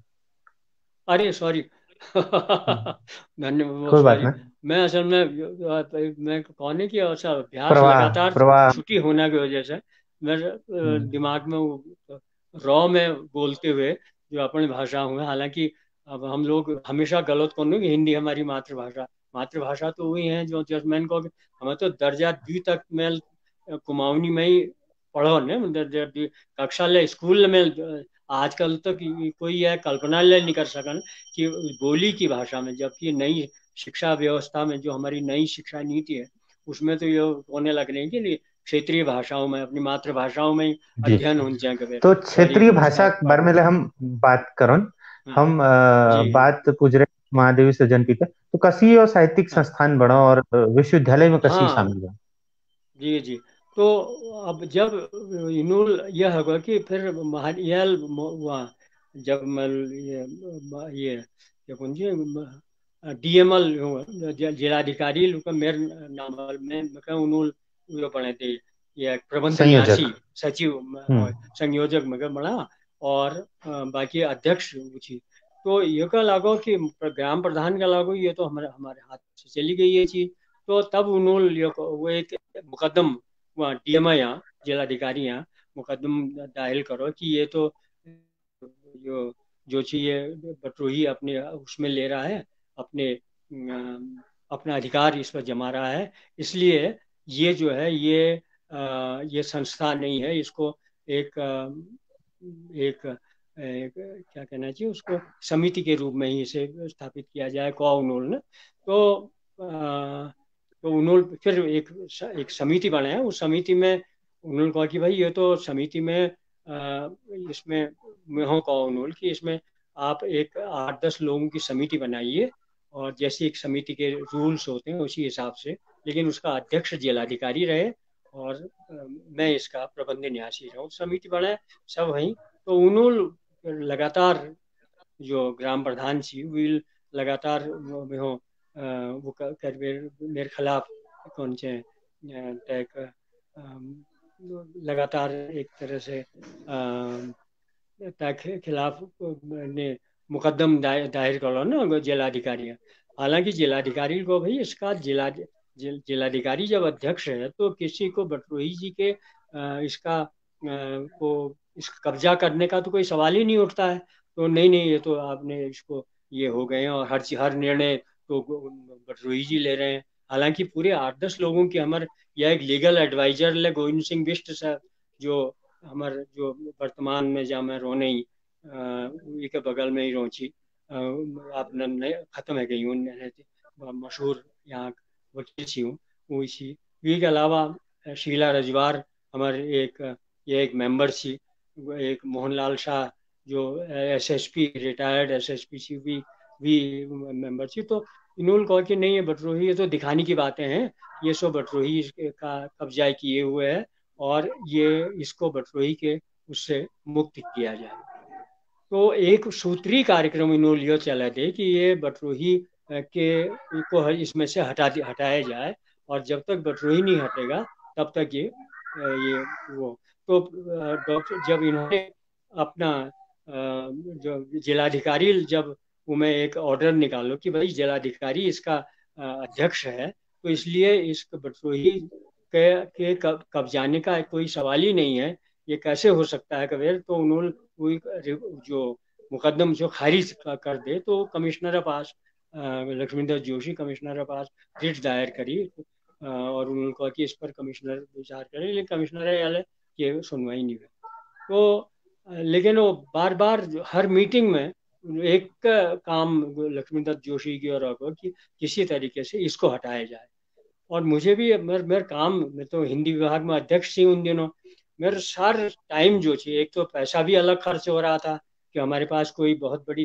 पूंजी तो थी नहीं बहुत बड़ी क्या कुछ भी नहीं था कहीं से कोई पैसा नहीं आता था वो तो बहुत बाद में फिर किसी तरीके से बताऊंगा मैं कि किस तरह से इसके फंड्स आने लगे तो जब कुछ नहीं था तो उस समय मैं अपनी तनख्वाह में 10% वो दी हुआ महादेवी साहित्य संग्रहालय में दी और हम लोगों ने किसी तरीके से काम कर दिया तो जब बहुत ज़्यादा हगो और लगातार हर बार मेरे खिलाफ और बहुत खराब गंद गंद किस्मत आक्षेप लगाई गई कि सारी महादेवी जी का फर्नीचर नैनीताल के अपने घर में इन्होंने ले गए हैं वहाँ सारी प्रॉपर्टी इन्होंने उनकी अपने नाम कर दी है लोगों तक जनता तक तो गलत लोग ऐसी इस तरह की चीज़ों पर आसानी से विश्वास कर लेते हैं जब बहुत ज़्यादा हो गया मेरा सारा टाइम इसमें खर्च होने लगा पैसा भी खर्च होने लगा सारी चीज़ें तो मैंने कहा कि अब कुछ ऐसा किया जाना चाहिए कि इसका ये संस्था भी जीवित रहे और ये गलत हाथों में न जाए क्योंकि अगर मैं इसे विश्वविद्यालय को नहीं देता तो संभवतः फिर वो ऐसे ही सारी जिंदगी इसी तरह से परेशान होता रहता और इस बीच ये हुआ कि एक और बड़ी घटना ये हुई थी कि हम लोग जब साहित्य कला परिषद उत्तराखंड थी तो वीक हम लोग मेंबर थी यहाँ तो उन दिनों मुख्यमंत्री हमारे नरेंद्र तिवारी जी थे तो एक मीटिंग में मैं तिवारी जी हूँ कहा कि महादेवी जी का वहाँ नैनीताल में रामगढ़ में एक बहुत घर है उनका बहुत महत्वपूर्ण घर है जमीन है तो उसको क्यों नहीं आप लोग एक प्रांतीय स्तर पर उसको एक संस्थान के रूप में स्थापित करते हैं तो खैर उन लोगों ने तिवारी जी कोशिश करके उस जमाने में सन 2004 में सन 2004 में 1.5 करोड़ रुपए का अनुदान दे 2004 में आज ले खैर बहुत छोटी मोटी राशि नहीं है वो 1.5 करोड़ रुपए का अनुदान उन्होंने दिया और उन्होंने कहा इसके ब्याज से ये चलेगा अब 1.5 करोड़ रुपए मिलो तो लोग ने और अड़ंगा लगन शुरू होने लगा ये बटरोही की जेब में 1.5 करोड़ रुपया चला गया है अब तो ये सब हमारे हाथ से छिन गया है तो और तमाम किस्म के अवरोध जब होने लगे तब मैं उन्होंने कहा कि भाई अब क्या इसका किया जाए तब मैं उन्होंने कहा कि हाँ बल्कि पंत जूला ने सॉरी तिवारी जूला कहा कि भाई अब इसको हम इस पैसे को आपको नहीं दे सकते हैं क्योंकि आपकी समिति को नहीं दे सकते हैं उन दिनों में कुमाऊं विश्वविद्यालय में डीन थी ना आर्ट्स फैकल्टी में डीन थी उन्होंने कहा आप डीन है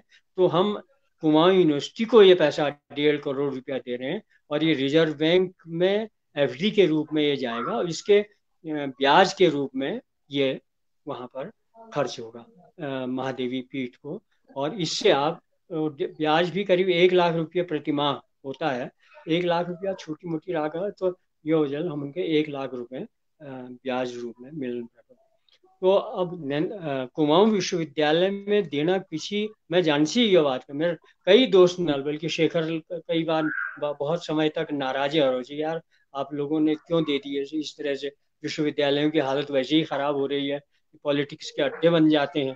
तो आप जब तक आप हैं तब तक कोई बात नहीं, आपके रहने के बाद तो प्रॉब्लम होगी। तब उन्होंने कई लोग नल में हो कहा कि विश्वविद्यालय को नहीं देना चाहिए, लेकिन मेरे पास कोई विकल्प नहीं था ना उसका। एक तो मुख्यमंत्री ये कह रहे थे कि हम आपको नहीं दे सकते हैं इस पैसे को, आपको ये विश्वविद्यालय को ही दिया जा सकता। दूसरा, ये विश्वविद्यालय के होने से मेरे दिमाग में ये थी कि यार कम से कम ये ये जिंदा तो रहेगी संस्था, जीवित तो रहेगी। इस तरह से वो संस्था वहाँ उनको दे दी। लेकिन जैसा कि डर था, जो मेरे मित्रों के, कई मित्रों के का डर था मेरे, हालांकि उन्होंने भलमनसाहत से ही कहा था, उसमें कोई ऐसी बात नहीं थी, लेकिन उनको भी यही डर था। क्योंकि हम लोग देख रहे हैं शिक्षा संस्थानों की दुर्गति जो आज हुई है वो इसी आधार पर हुई है।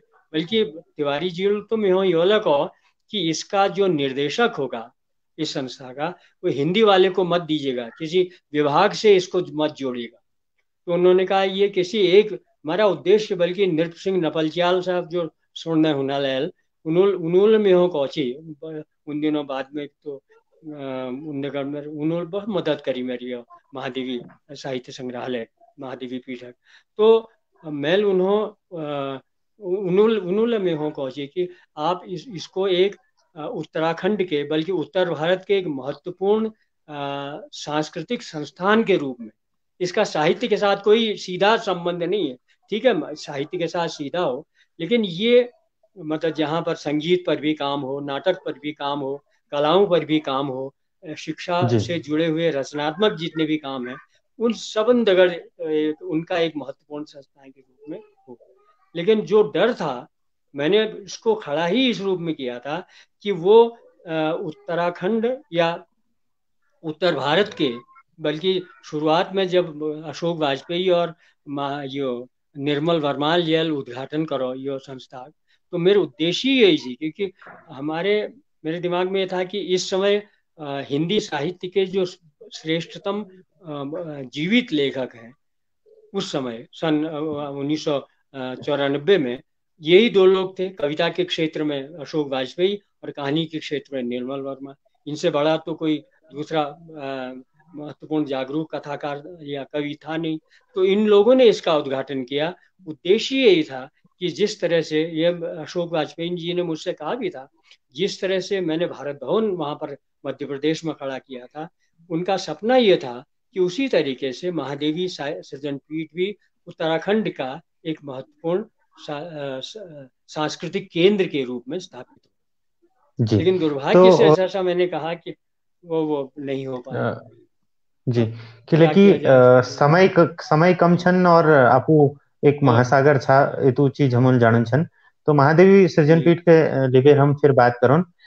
जिला छू में जिला काम होना हम देखने हैं, सुनने हैं तमाम कार्यक्रमों में अचालल होने वो अपन अपेक्षा पे कतु छन यो हम अलग से बातचीत करोन। हम थोड़ा के लिए आपू सोशल नेटवर्किंग थ्रू आपू लिख बेरी हंगरी कोई किससे लिख रहा छी, तो हंगरी में आपू गच्छा पढ़ने वो थोड़ा हम हो जाना। जी जरूर। हंगरी में मैं 1997 में गई थी, 3-3 रही वहाँ करीब ना। तो खैर हंगरी एक बहुत नान देश से कर, लगभग उत्तराखंड भेजला नान से, अगर क्षेत्रफल लिहाज से हम कौन हूँ, लेकिन सांस्कृतिक दृष्टि से यूरोप, और वो तो पूर्वी यूरोप ऑफ देश हो, यूरोप के एक सबसे महत्वपूर्ण सांस्कृतिक दृष्टि से जो पर्यटन पर ही जिसकी आर्थिक स्थिति निर्भर करती है वो देश। तो मैं मूलतः हिंदी पढ़ोने लीजिए और हिंदी सिखोने लीजिए गए थी, तीनों काम करते हैं हम लोग हिंदी से। असल में वहाँ हिंदी MA का कोर्स 5 साल का होता है पूर्व सोवियत देशों में। अब तो शायद वहाँ भी उन्होंने आज नया अमेरिकन पैटर्न वहाँ अपनाया लिया गया है। लेकिन पूर्व सोवियत देशों में 5 सालों का जो MA का पाठ्यक्रम होता था, MA का कोर्स होता था, उसमें 2 साल तो वो विदेशी भाषाओं को सीखते थे, जिसमें जिस योजना के अंतर्गत मैं गया था ना, तो जैसे वो हिंदी पढ़ाने के लिए मैं गया था, क्योंकि हिंदी वहाँ की मैं अंग्रेजी या अंग्रेजी वहाँ की भाषा नहीं जानता था। अच्छा, और वहाँ के लोग हिंदी को नहीं जानते, वहाँ की मुख्य भाषा नहीं थी। तो ये एक सभी के मन में ये जिज्ञासा उठती होगी कि साहब ये हमारे माध्यम बीज का सिखाने का माध्यम क्या रहता होगा। इसके लिए पूर्वी सोवियत संघ के देशों में ये होता था कि 2 साल वो उस देश की भाषा सिखाते थे। जैसे हिंदी, वो 2 साल हिंदी सीखते थे, और जो विदेशी भाषाओं के विद्यार्थी, सीखने वाले विद्यार्थी होते थे, इसलिए वो शार्प होते थे, और 2 सालों में वो इतनी हिंदी सीख जाते थे कि वो हिंदी साहित्य भी उसके माध्यम से पढ़ने लगते थे। तो खैर मैं वहाँ हिंदी हिंदी पढ़ने जी वहाँ गई, और चूंकि मेरे 14 विद्यार्थी थी उस समय, 14 लोग हिंदी मेरे पढ़ी उस समय, तो उन को मैं हिंदी पढ़ा। और अच्छा, हिंदी पढ़ने यो के सब बाद जो हिंदी पढ़ने वाला लोग छी, वहाँ हिंदी के एक जी, व्यावसायिक तौर पे सीखी जा कि व्यावसायिक आवश्यकता छो, या कोई ऐसे हिंदी बुलाने वाला लोग छन, मतलब वहाँ के लिए हिंदी पढ़ाई लिखी जाए। हाँ, न न न बिल्कुल न। वो व्यवसाय एक तो ये सो कि विदेशी हिंदी भारत के साथ, क्योंकि मुख्यतः वो इंडोलॉजी का ही एक हिस्सा है ना। जो हिंदी जो थी वो भारत शास्त्र क्या, जिसको इंडोलॉजी हम लोग कहते हैं, उसके एक हिस्से के रूप में, उसमें भारतीय दर्शन, भारतीय साहित्य, भारतीय अच्छा। दर्शन, और भारतीय कलाएं वगैरह वगैरह 5 हिस्से उसके होते थे। भारतीय इतिहास, ये यार एक छोटा सा हिस्सा भारतीय साहित्य का भी, भारतीय भाषाओं का भी होता था। उसमें से मुझसे पहले अस्कर वजाहत साहब, जो हिंदी के बड़े मशहूर नाटककार हैं, मुझसे पहले वो हिंदी पढ़ाने के लिए वहाँ पर थे। तो उन्होंने उर्दू, बल्कि वहाँ पर उर्दू सिखाई थी वहाँ पर। तो क्योंकि उर्दू तो खैर आधुनिक भारतीय भाषाओं के अंतर्गत आती है, लेकिन हिंदी का संबंध चूंकि संस्कृत के साथ होने के कारण एक प्राचीन जो भारतीय भाषाएं हैं उनके साथ भी जुड़ा हुआ था। इसलिए वो लोग हिंदी के जरिए उन भारतीय भाषाओं के उन रूट्स के साथ भी जोड़ना चाह रहे थे। तो जी। हिंदी के दो, एक तो हिंदी भाषा सीखना, हमारे वहाँ जो हफ्ते में एक पीरियड हुई जो हिंदी बोलचाल, हिंदी बोलचाल की बातचीत की हिंदी होती थी। तो दो पक्ष थे, एक तो साहित्य पढ़ने वाला, हिंदी के माध्यम से साहित्य पढ़ने वाला, और बड़ा हिस्सा हिंदी बोलचाल की हिंदी सीखना, जो जिसका अपनी जिस जो जो वहाँ व्यावसायिक जो आप उनको ने, तो हिंदी को बोलचाल की भाषा के रूप में सीखना। जैसे उन्होंने में हो पहली उन्होंने जाते ही उन्होंने कहा जी कि भैया आप इनको बीच में अंग्रेजी में मत पढ़ाइएगा, क्योंकि अमूमन ये होता है ना, जैसे मैं बुलानी मुझे बुलान चाहे कुमाऊनी में, लेकिन बीच में अचानक मैं हिंदी में शिफ्ट आ जानी, हिंदी में बीच में आ जानी। तो उसी तरीके से वहाँ जब मैं को दिक्कत महसूस हुई अपने आप को बात कन्वे हिंदी में प्रस्तुत करने में, या मुझे लगी कि ये मेरे विद्यार्थी पूरी तरह से वो नहीं समझ पाने मेरी बातों में, तो मैं तुरंत अंग्रेजी में शिफ्ट हो जाती, अंग्रेजी के माध्यम से अपनी बात स्पष्ट कर सकती। तो उन्होंने स्पष्ट आदेश दे रखी है, हमारे अध्यक्ष है मारिया नजेशी, हमारे हिंदी विभाग का अध्यक्ष जी, उन्होंने कहा कि आप अंग्रेजी बीच में नहीं लाएंगे, क्योंकि होता यह है कि अंग्रेजी में पढ़ाने लगूंगा तो हिंदी जिंदगी भर नहीं सीख पाएंगे। हमारे देश में उल्टा है, बल्कि हिंदी अगर हम थोड़ा सा अपने आप को विशिष्ट दिखाना चाहते हैं, अंग्रेजी में हम बोलना अंग्रेजी में बुलाना। शुरू कर देते।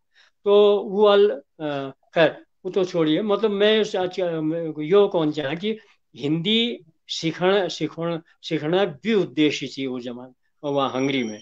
एक तो वीक माध्यमल भाषा सीखन। प्राचीन भारतीय साहित्य और साहित्य की का अध्ययन करना, और दूसरा जी। बोलचाल की हिंदी, ताकि जो लोग भारत आने वाले लोग हों तो वो लोग हिंदी में बातचीत करना सीखें, और वहाँ उनकी एक व्यावसायिक जरूरत भी हो। जबकि हालांकि वहाँ एक पोनी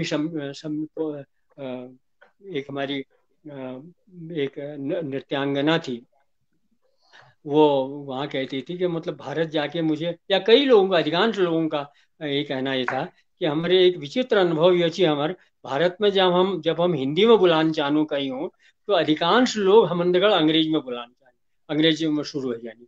तो बोले कि हम तो हिंदी में बुलान कोशिश करनो, तो लेकिन वो लोग अंग्रेजी में बात करना चाह नहीं। तो यो जल तो एक जो जो एक असुविधाजनक स्थिति छी। वो लोग बोलचाल हिंदी ले वो लोग नहीं सीखन पानी, या उन्नत जगह लोग बोलचाल हिंदी बुलाने की कोशिश नहीं करन। जी। तो लेकिन तो खैर आपण हमारे बातों उद्देश्य तो यही है। हाँ। हाँ। आपण जी। बातों ले स्पष्ट देखी ना कि जी। हिंदी के लिए बेर वैश्विक परिदृश्य किछु और हमर अपन जी। लोगों को परिदृश्य किछु किले की जी। ये बातचीत हम कुमाऊनी शब्द संपदा पर करने हैं और हमार जी। केंद्र से लोक भाषा पण कुमाऊनी। जी। तो हम ये जी। जानना चाहूँ कि जब आप हंगरी गछा या तमाम आप उल देश विदेशी साहित्यों का अध्ययन कर रहा तो हाँ। और जगहों को जो लोग छन उ अपन लोक भाषा लीजिए कस हम्म। उनर मन में छे कतु का अपनौनी और हम्म। हमार अगर हम्म। आपको देखना चाह तो की अंतर छे। जी। हाँ, उस दृष्टि से हंगरी खैर यूरोप, बाकी तो खैर मैं कुछ दिनों लीजिए वहाँ पोलैंड, और कुछ दिनों लीजिए बगल में ऑस्ट्रिया, और जो क्या नाम फिनलैंड लगे छी। फिनलैंड ने सांस्कृतिक दृष्टि बहुत समृद्ध देश है। और वहाँ बल्कि मेरे दोस्त छी भवाली मोहम्मद सईद, सईद मेरे हम्म। जगह पर छी वहाँ नैनीताल में।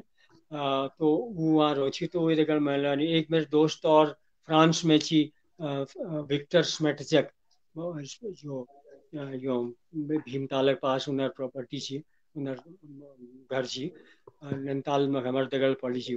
तो वहाँ अनेक जगहों में उनर में उनर जगह रही छी। तो वहाँ मैं बल्कि एक रोचक मैं उदाहरण याद देना चाह। जब मैं करीब महल भर है, या महल भर दो तीन, या एक दो महल है गए मैं हंगरी में बुडापेस्ट में रहते हुए। तो अचानक एक दिन रत्तब्याण 5 बजी, मैं एक दिन फोन रत्तब्याण फोन है घंटी बजी, और फोन मैंने उठा। अरे लक्ष्मण, क्या हाल है रे? यो मैं कहा "विल", तो मैंने कहा और कौन है ये हंगरी में? ये तो ये कुमाऊनी में बुलानी को है को, ये लक्ष्मण जो मेरे घरेलू नामल बुलाने। तो मैंने कहा कौन? अरे निबसाने लग रहे यार, मैं विक्टर हूँ। तो अरे मैंने कहा अरे यार, तो ये तो मुझे मालूम थी कि ब्राह्मण हावेन में छे वो वो ओशियनोलॉजी में प्रोफेसर छे विक्टर स्मेटजेक। हमारे दगल व्हील वो बीएससी विद्यार्थी छे और मैं बीए में छी। लेकिन आज भल दोस्त छे हमार, निकट निकट दोस्त छे। तो उन्होंने कहा कि मैंने कहा यार तुम तो बिल्कुल मुझे मतलब बिल्कुल, मैंने कहा ये तो बड़ी कुमाऊनी में को बुलाना, ये तो रत्ता बयान तो मुझे बिल्कुल चकित तो कर दे। ये बोले यार इन जागों में अपन लोक भाषा लीजी की व्यवहार करनी वहाँ के लोग। वहाँ अपन लोग मतलब नहीं नहीं उनर अपन भाषा, मतलब जैसे ये विक्टर છે ને विक्टर है कि अपन मातृभाषा तो अंग्रेज छी। लेकिन वो जो अड़ोस पड़ोस भी उनर पहाड़ी लोग न दिगाड़ी, कुमाऊनी लोग न दिगाड़ी वो ठुल भाव, तो कुमाऊनी बुलाची हो। अब बिल्कुल ज्यादातर कुमाऊनी लोग दिगाड़ बुलाची हो। तो उनको कि मैं यहाँ पर आकर के, मैं पहले तो मैं अंग्रेजी में बोलने की कोशिश करता था, अंग्रेजी में बोलता था। लेकिन मुझे लगा कि एक एक जब जर्मन जब हमसे बात करता तो आपस में बात करते थे, तो जर्मन में बात करने लगते थे। कोई भी दूसरा जगह का आता था, फ्रेंच जो होता था तो फ्रेंच में बात करता था। तो हमारे हाँ एक हमें छिया स्कूल को विक्टोरियल में हो को एक हमें छिया जो आपस में अंग्रेज में बात करते हैं। तो उनको यार मगर बहुत ही वो शर्मिंदा महसूस बहुत साल। ये तो ये कोई बात है कि हमारे यह मतलब हमारे कोई अपन मातृभाषा है ही नहीं। तो मैं उदिन संकल्प ले पुनः, जब वो कहा नहीं अरे लक्ष्मण तो यार तो ठीक ठाक भले रहे से कर, जब मैंने तो मैंने कहा मैल जैदिन मैल देखो कि वहाँ जब हम दगड़ बात करला वो लोग अंग्रेजी में बात करल, और जब वो आपस में बात करला तो अ, तो, तो उनुल उनुल एक जो अंग्रेजी में आप अपन भाषा में बात कर लो, तो उन्होंने कहा कि भाई अ, हम क्यों नहीं। तो मैं उस दिन संकल्प ले होना चाहिए विक्टर को। उस दिन से मैंने संकल्प लिया कि मैं हिंदी में ही बोलूंगा। तो समझे न समझे, लेकिन मैं हिंदी में बोलूंगा, क्योंकि इतनी हिंदी जो भारत से आया है भारत वालों से मैं हिंदी में ही बोलता था, कह रहा था समझे न समझे। तो मैंने उन लोगों मैं फ्रेंच लोगों से नहीं, जर्मन लोगों से जर्मनी में बात करता था, लेकिन यहाँ के भारत के लोगों से मैं हिंदी में ही बात करता था। मैंने उस दिन ये संकल्प लिया। बल्कि मैं तो जी खैर पहाड़ में बुलाची हूँ ज़्यादातर। तो मतलब ये है जी कि जो भावना बाद में फिर मैं उन्हों मेरे एक, एक मेरे विद्यार्थी यहाँ रहे थी, तो उन्होंने कहा कि मैं वहाँ की रामलीलाओं पर काम करना चाहती हूँ। तो फिर मैंने को एक टॉपिक दे, एमए में डिसर्टेशन लिख मैंने कहा ना कि वहाँ 5 साल का एमए होता है, जिसमें 1 साल का डिसर्टेशन होता है। उस डिसर्टेशन में उन्होंने कुमाऊनी की रामलीला पर एक डिसर्टेशन लिखो।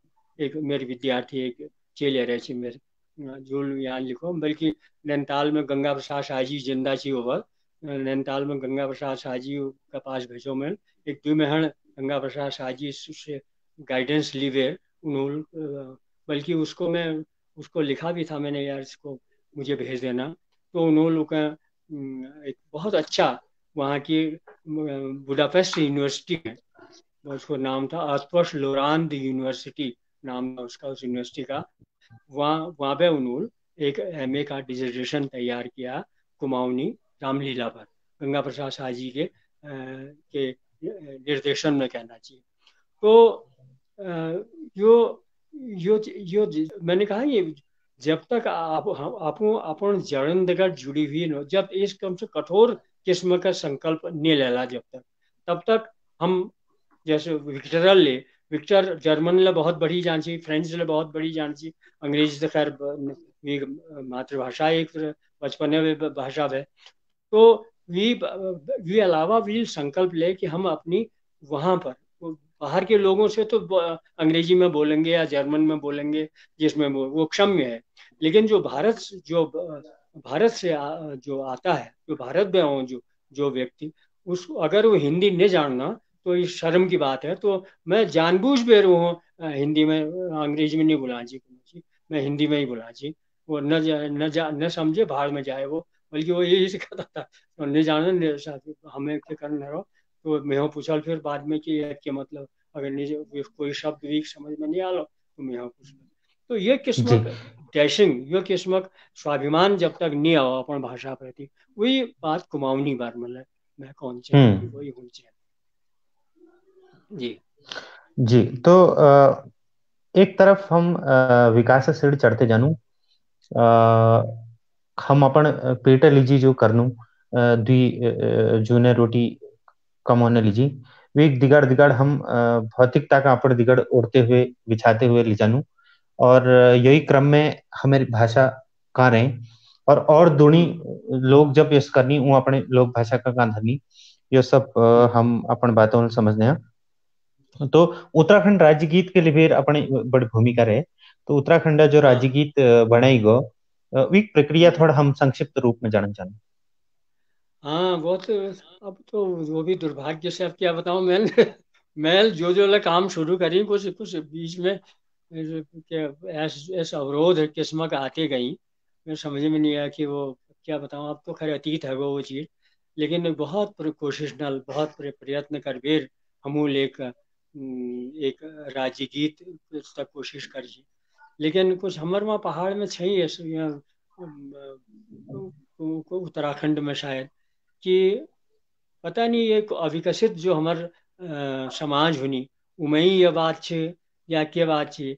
हम एक दूसर के सहयोग करने बजाय एक दूसर के अड़ंगा या एक दूसरे के विरोध करने में हम बहुत वो समझ। जैसे हमारे एक बल्दिया साहब कौन छे ना, हमारे डॉक्टर बल्दिया के एस बल्दिया साहब हमारे वहाँ कौन छे, वो पहाड़ी ने के एक बहुत खास बात है कि केले जैसे बात उन्होंने कहला तो एकदम उसमें वो निको तो एकदम राज नहीं हो उन निकल। आपको कहला यार एल 5 बजनी, अलग 5 बजनी न हो 5, हाँ 5 बजनी, मतलब उन्हें कॉल 5 बजनी ले हो एल 5 बजनी। अब मतलब ये है कि उके पहली ले सहमति दी सकती हो। तो कोई ले नई चीज शुरू करनी हो तो उके एक शंका या उस दृष्टि से हम लोग देखो उद्देश्य नहीं, ये थी कि आज आज हमारे बीच हाँ उत्तराखंड लोकगीत को उका गाई जा, हाँ उके नंदी गानी और तमाम सभाओं में, स्कूलों में, तमाम संस्थानों में गई जना, तो वो कसी कसी गई हमारे जानो सामने। हम्म।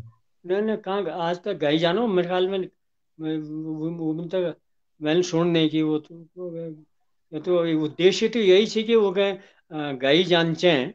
और हर स्कूल में एक तो हमारे वहाँ पार्टीबाजी ये तो ज्यादा है कि वो कांग्रेसक समय में शुरुआत है रही थी वो जो लोगों वो महत्व दिन सुनने उद्देश्य तो यही थी। और वो जो तो हम वो एक पूरी एक एक डेमोक्रेटिक हमार वो प्रोसेस छी जेल वो कहीं हमूल बना छी। लेकिन दुर्भाग्य वो कहाँ बीच में ही वो छवि ये तो खराब ये तो गंदी कर दी गई। जबकि उद्देश्य तो ऐसी कि उसमें पूरा उत्तराखंड हर क्षेत्र पर जुड़ी हुई सदस्य थी मैं जौनसार बाबर बे लिबेर रतन सिंह जौनसारी वीक सदस्य थी अपने रहे वो वी के अलावा नैनीताल में जहूर आलम छी वी अलमड़ में दीवा भट्ट छी वी के अलावा और शिखर हमार और ले कुछ लोग छी भाषा में जुड़ी हुई गढ़वाल हम बेले ये जान नरेंद्र सिंह नेगी छी। हाँ हम ये हाँ जानकारी जानना चाहूँ कि यो हाँ गीत क्या सार्वजनिक तौर पे आज स्वीकार न करी गए, कोई दिक्कत छे में? हाँ हाँ लोगों ने ने पत्ते ने वो में क्या है कि जब हमूल तो बहुत मैं देखिए अब कैसे ये पॉलिटिक्स तो मैं कह मालूम ना थी। लेकिन मैं ना कह ना हम। शुरू से ही अच्छा। शुरू में ही जबकि हेमंत बिष्ट वे कवि सन वे लेखक सन और बहुत मेहनतल बल्कि हेमंत बिष्ट ने तो उसका प्रारंभिक प्रारूप तैयार किया उसमें फिर संशोधन सब लोग ने करी जो तो 10-11 लोग हम उमें मीटिंग में छिया उन्होंने उमें संशोधन करवे वो गीत के बड़ा और नरेंद्र सिंह नेगी भी धुन बने और उनका आवाज में नरेंद्र सिंह नेगी और वो एक महिला आवाज में भी क्या नाम से भी गाईगा और बहुत खूबसूरत बहुत ही सुंदर संगीत। लेकिन वो पता नहीं आज तो सुनने में मैं कहते हैं न्यून और बल्कि उल्लेख भी आता है तो मेरे नामक उल्लेख तो खैर कहीं सुना ही नहीं देन। बहुत से लोग सुन लो नेगी जी की एक का एक गीत है यस कुछ बात लोग करते करनी उन्हें लागू की है नेगी जी का जबकि उसमें 10-11 लोगों की पूरी भूमिका है 10-11 उसके जो सदस्य थे ना जो बड़े बड़े लोग हैं जहूर भाई हैं और ये क्या नाम जैसा मैंने तमाम लोग बताए दीवा जी। वगैरह अच्छा, मगे उन एक लोगों ने एक बड़ी मेहनत की। एक हाँ एक एक ये एक वो याद हो ना कि कई लोग यो कोनी कि जो गिरदाक लिखी गई थी उत्तराखंड मेरी मातृभूमि, हाँ हाँ उले क्या हाँ यह फेरिस्त में है सच्ची या कली भी आपू की कौन? नहीं नहीं नहीं नहीं वो तो इसलिए नहीं हो सकता था वो नहीं है सब चीज़ क्योंकि गिरदा ये गीत बनी है ना वो एक समिति के द्वारा बनाया गया है। समिति वो 10-11 बार लोग हैं और गिरदा जी से गिरदा से कोई कंपटीशन थोड़ी है। गिरदा गिरदा का गीत एक अलग चीज है और ये जो है ये 10-11 लोग जो मुख्यमंत्री जो ने जो समिति बनाई थी मेरी अध्यक्षता में उस समिति ने इस गीत को तैयार किया है। उसमें जी। गिरदा क्या तो हमारे पास जो गीत आए थे जो आमंत्रित किए थे हमने वो बड़े डेमोक्रेटिक आधार पर करीब 210 गीत उसमें 210 से ऊपर गीत उसमें आए थे। उनको हमने उनके पूरी तरह गोपनीयता रखते हुए नामों की गोपनीयता रखते हुए उनको हमने उनकी स्क्रीनिंग की उसका उनका चयन किया उनकी सारी चीजें नापी और उसके तो बाद वो एक बना तो पता नहीं कैसे लोग कह दे रहे हैं गिरदा दगड़ हमारे के संबंध नहीं हुए कोई गिरदा बीच में कहाँ से ला जा रहे हैं मेरे समझ जी।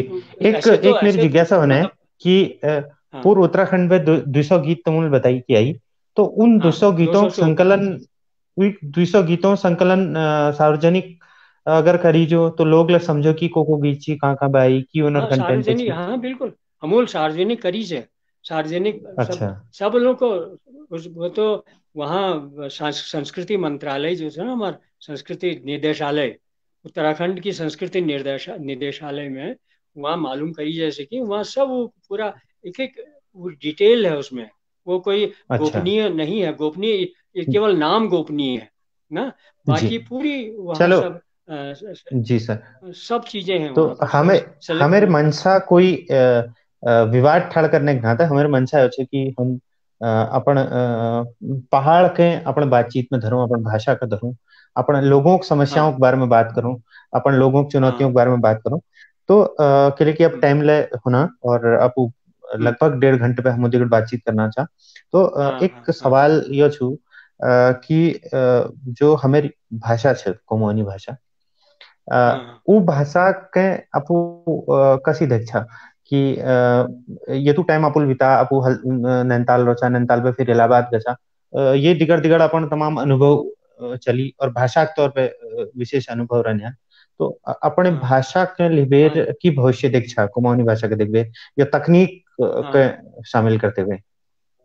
ऐसे ना एक तो कुमाऊनी भाषा हम लोग खैर पाठ्यक्रम में तो मैं शुरुआत में ही कोशिश करी, तो बल्कि उत्तराखंड का लोक साहित्य नाम से एमए की हिंदी में मैंने सबसे पहले एक पेपर ही शुरू किया था, जब मैं जी। संयोजक हिंदी विभाग में थी कुमाऊं यूनिवर्सिटी में।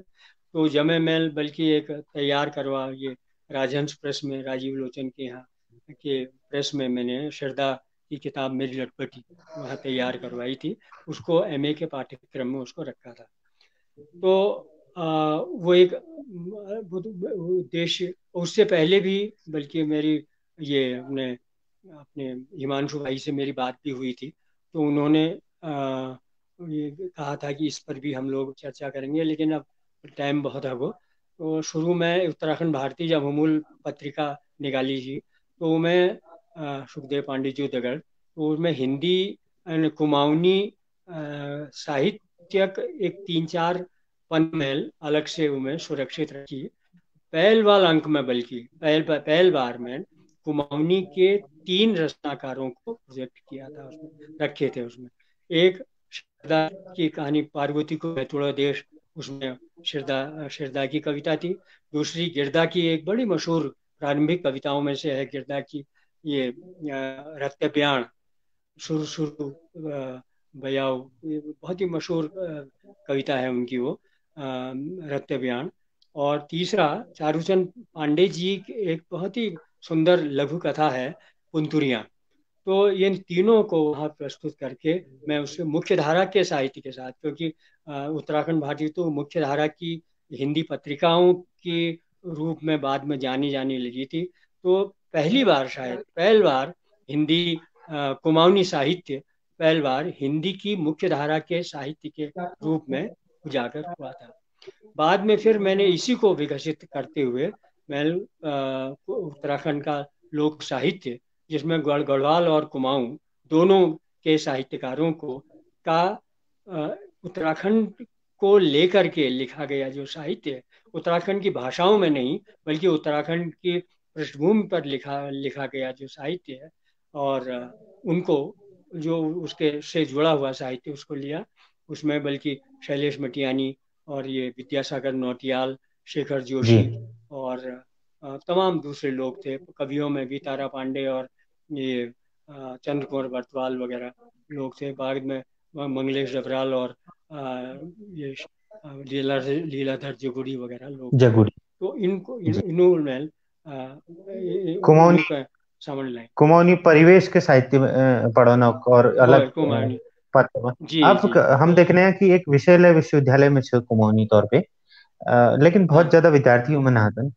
हम ये जानना चाहूँ कि कुमाऊनी भाषा के बच्चों ने लीजी कोई विषय जरूरी छे या कोई एक विषय, कोई एक संगोष्ठी, कोई एक बातचीत या इस तरीके उकर हम भाषा का अध्ययन ले जा सकते। तो ये एक बार में हम थोड़ा हाँ। जानना चाहते इसमें अब तो खैर बहुत विकास हुआ ये सिलसिले में काफी, बल्कि कुमाऊनी भाषा ते एक एक पूरा विभाग खुल गो अलमाड़ में मैंने सुनी। हैं। यार मैं तो हाल हाल है बात से शायद शेर सिंह बिष्ट साहित्य संयोजक सी उन्नगन। असल में जी। हमारे यहाँ ये कुमाऊनी अध्ययन या लोक भाषाओं के अध्ययन को लेकर के जो चिंताएं हैं वो मुख्य धारा की भाषाओं की समस्याओं के समानांतर उन्हें देखने की प्रवृत्ति मुख्य रूप से उभरी है। तो अब ये बड़ा मुश्किल है। जैसे हमारे यहाँ भाषा की बात आती है तो लोग सबने पहले मानकीकरण की बात करने लगते हैं। कुमाऊनी जी का पहले मानकीकरण होना चाहिए। मुख्य उसका मानक भाषा, मानक रूप कौन सा है? 10-12 उसकी तो बोलियां, कुमाऊनी की बोलियां 10-12 हैं।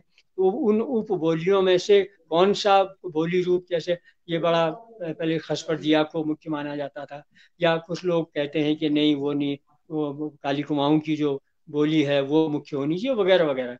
तो लेकिन इस तरह से मानकीकरण करें हम कोनो, तो फिर और मुश्किल हो जाए। फिर होता है कि जैसे भाषा एक बहता हुआ नीर है, उसी तरीके से बोलचाल के रूप में जब वो विकसित होगी तो खुद ब खुद अपना स्थान, खुद ब खुद वो अपना निर्धारित कर लेगी।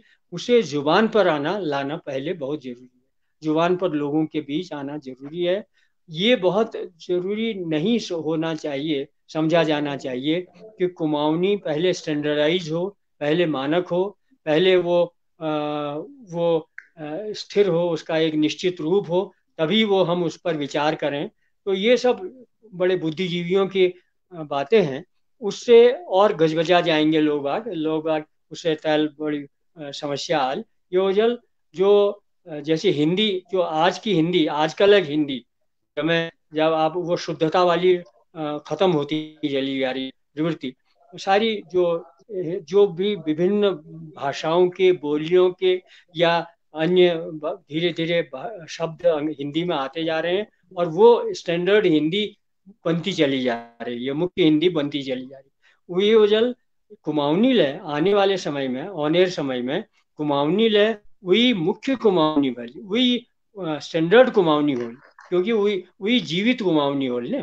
तो उमें हम बहुत यो चक्करों में न पड़ो कि यह एक पहली मानकीकरण है जान से वही कोई स्टैंडर्डाइजेशन, एक निश्चित शब्दों पे हमें पहली बता ये शब्द ही प्रयोग। यही मानकीकरण के कारण संस्कृत अतीतक भाषा बन गए। यही मानकीकरण कारण हिंदी जो है वो संस्कृत पंडिताऊ भाषा के रूप में खत्म हो गई। तो वो होना ये चाहिए कि संस्कृत कुमाऊनी को मुख्य जो खूब बोले लोग अपने ढंग से। काली कुमाऊं का आदमी वहाँ के गंगोली कुमाऊनी लहजे में उसको कुमाऊनी के बोले, पछाऊं का आदमी उसे वहाँ के लहजे में बोले, हम बारामंडल के जो लोग हैं वो खसबरजिया के उसी रूप में बोले। तो जो अलग अलग क्षेत्रों के लोग जो हैं उन्हीं बोले। और ऐसा तो है नहीं कि वो एक दूसरे की हम क्षेत्रों की बोलियों को, बहुत से लोग कहते हैं कि हम खसपरजिया क्षेत्र के हैं इसलिए हमको गंगोली हाट की जो पूर्विया कुमाऊनी है या वहाँ की पिथौरागढ़ की कुमाऊनी है वो हमारी समझ में नहीं आती, ऐसा कुछ नहीं है। अंततः जैसे हिंदी के विभिन्न शेड्स हैं, उसी उसी वही सारे हमारे कुमाऊनी के अलग अलग शेड्स हैं, जिन्हों पर खूब मुक्त ढंगल बुलान छूट दिन से।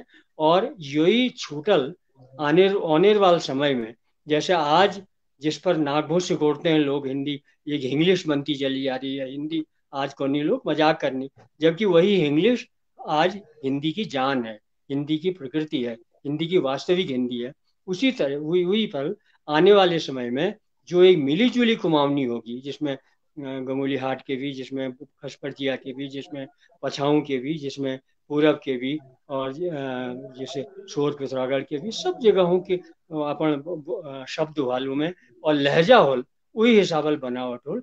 और आदिम धीरे धीरे उनमें जरूरत है हिसाबल। आज हम एक उत्तराखंडी, नई उत्तराखंडी बात करने अचानक कैसे कसी के एक नई भाषा बढ़ने हमारे, जब गढ़वाली के लिए शब्द होनी, जब जौनसारी के लिए शब्द होनी, जैसे कुमाऊनी के लिए शब्द होनी, जब भोटियाल शब्द जो होनी, जब रंग भाषा के लिए शब्द होनी, वगैरह वगैरह सब लहजा और सब जहाँ खूबसूरती सिमट बेर एक नई उत्तराखंडी भाषा बनने, उसी तरह से कुमाऊनी को भी इसी मुक्त रूप में छोड़ देना चाहिए।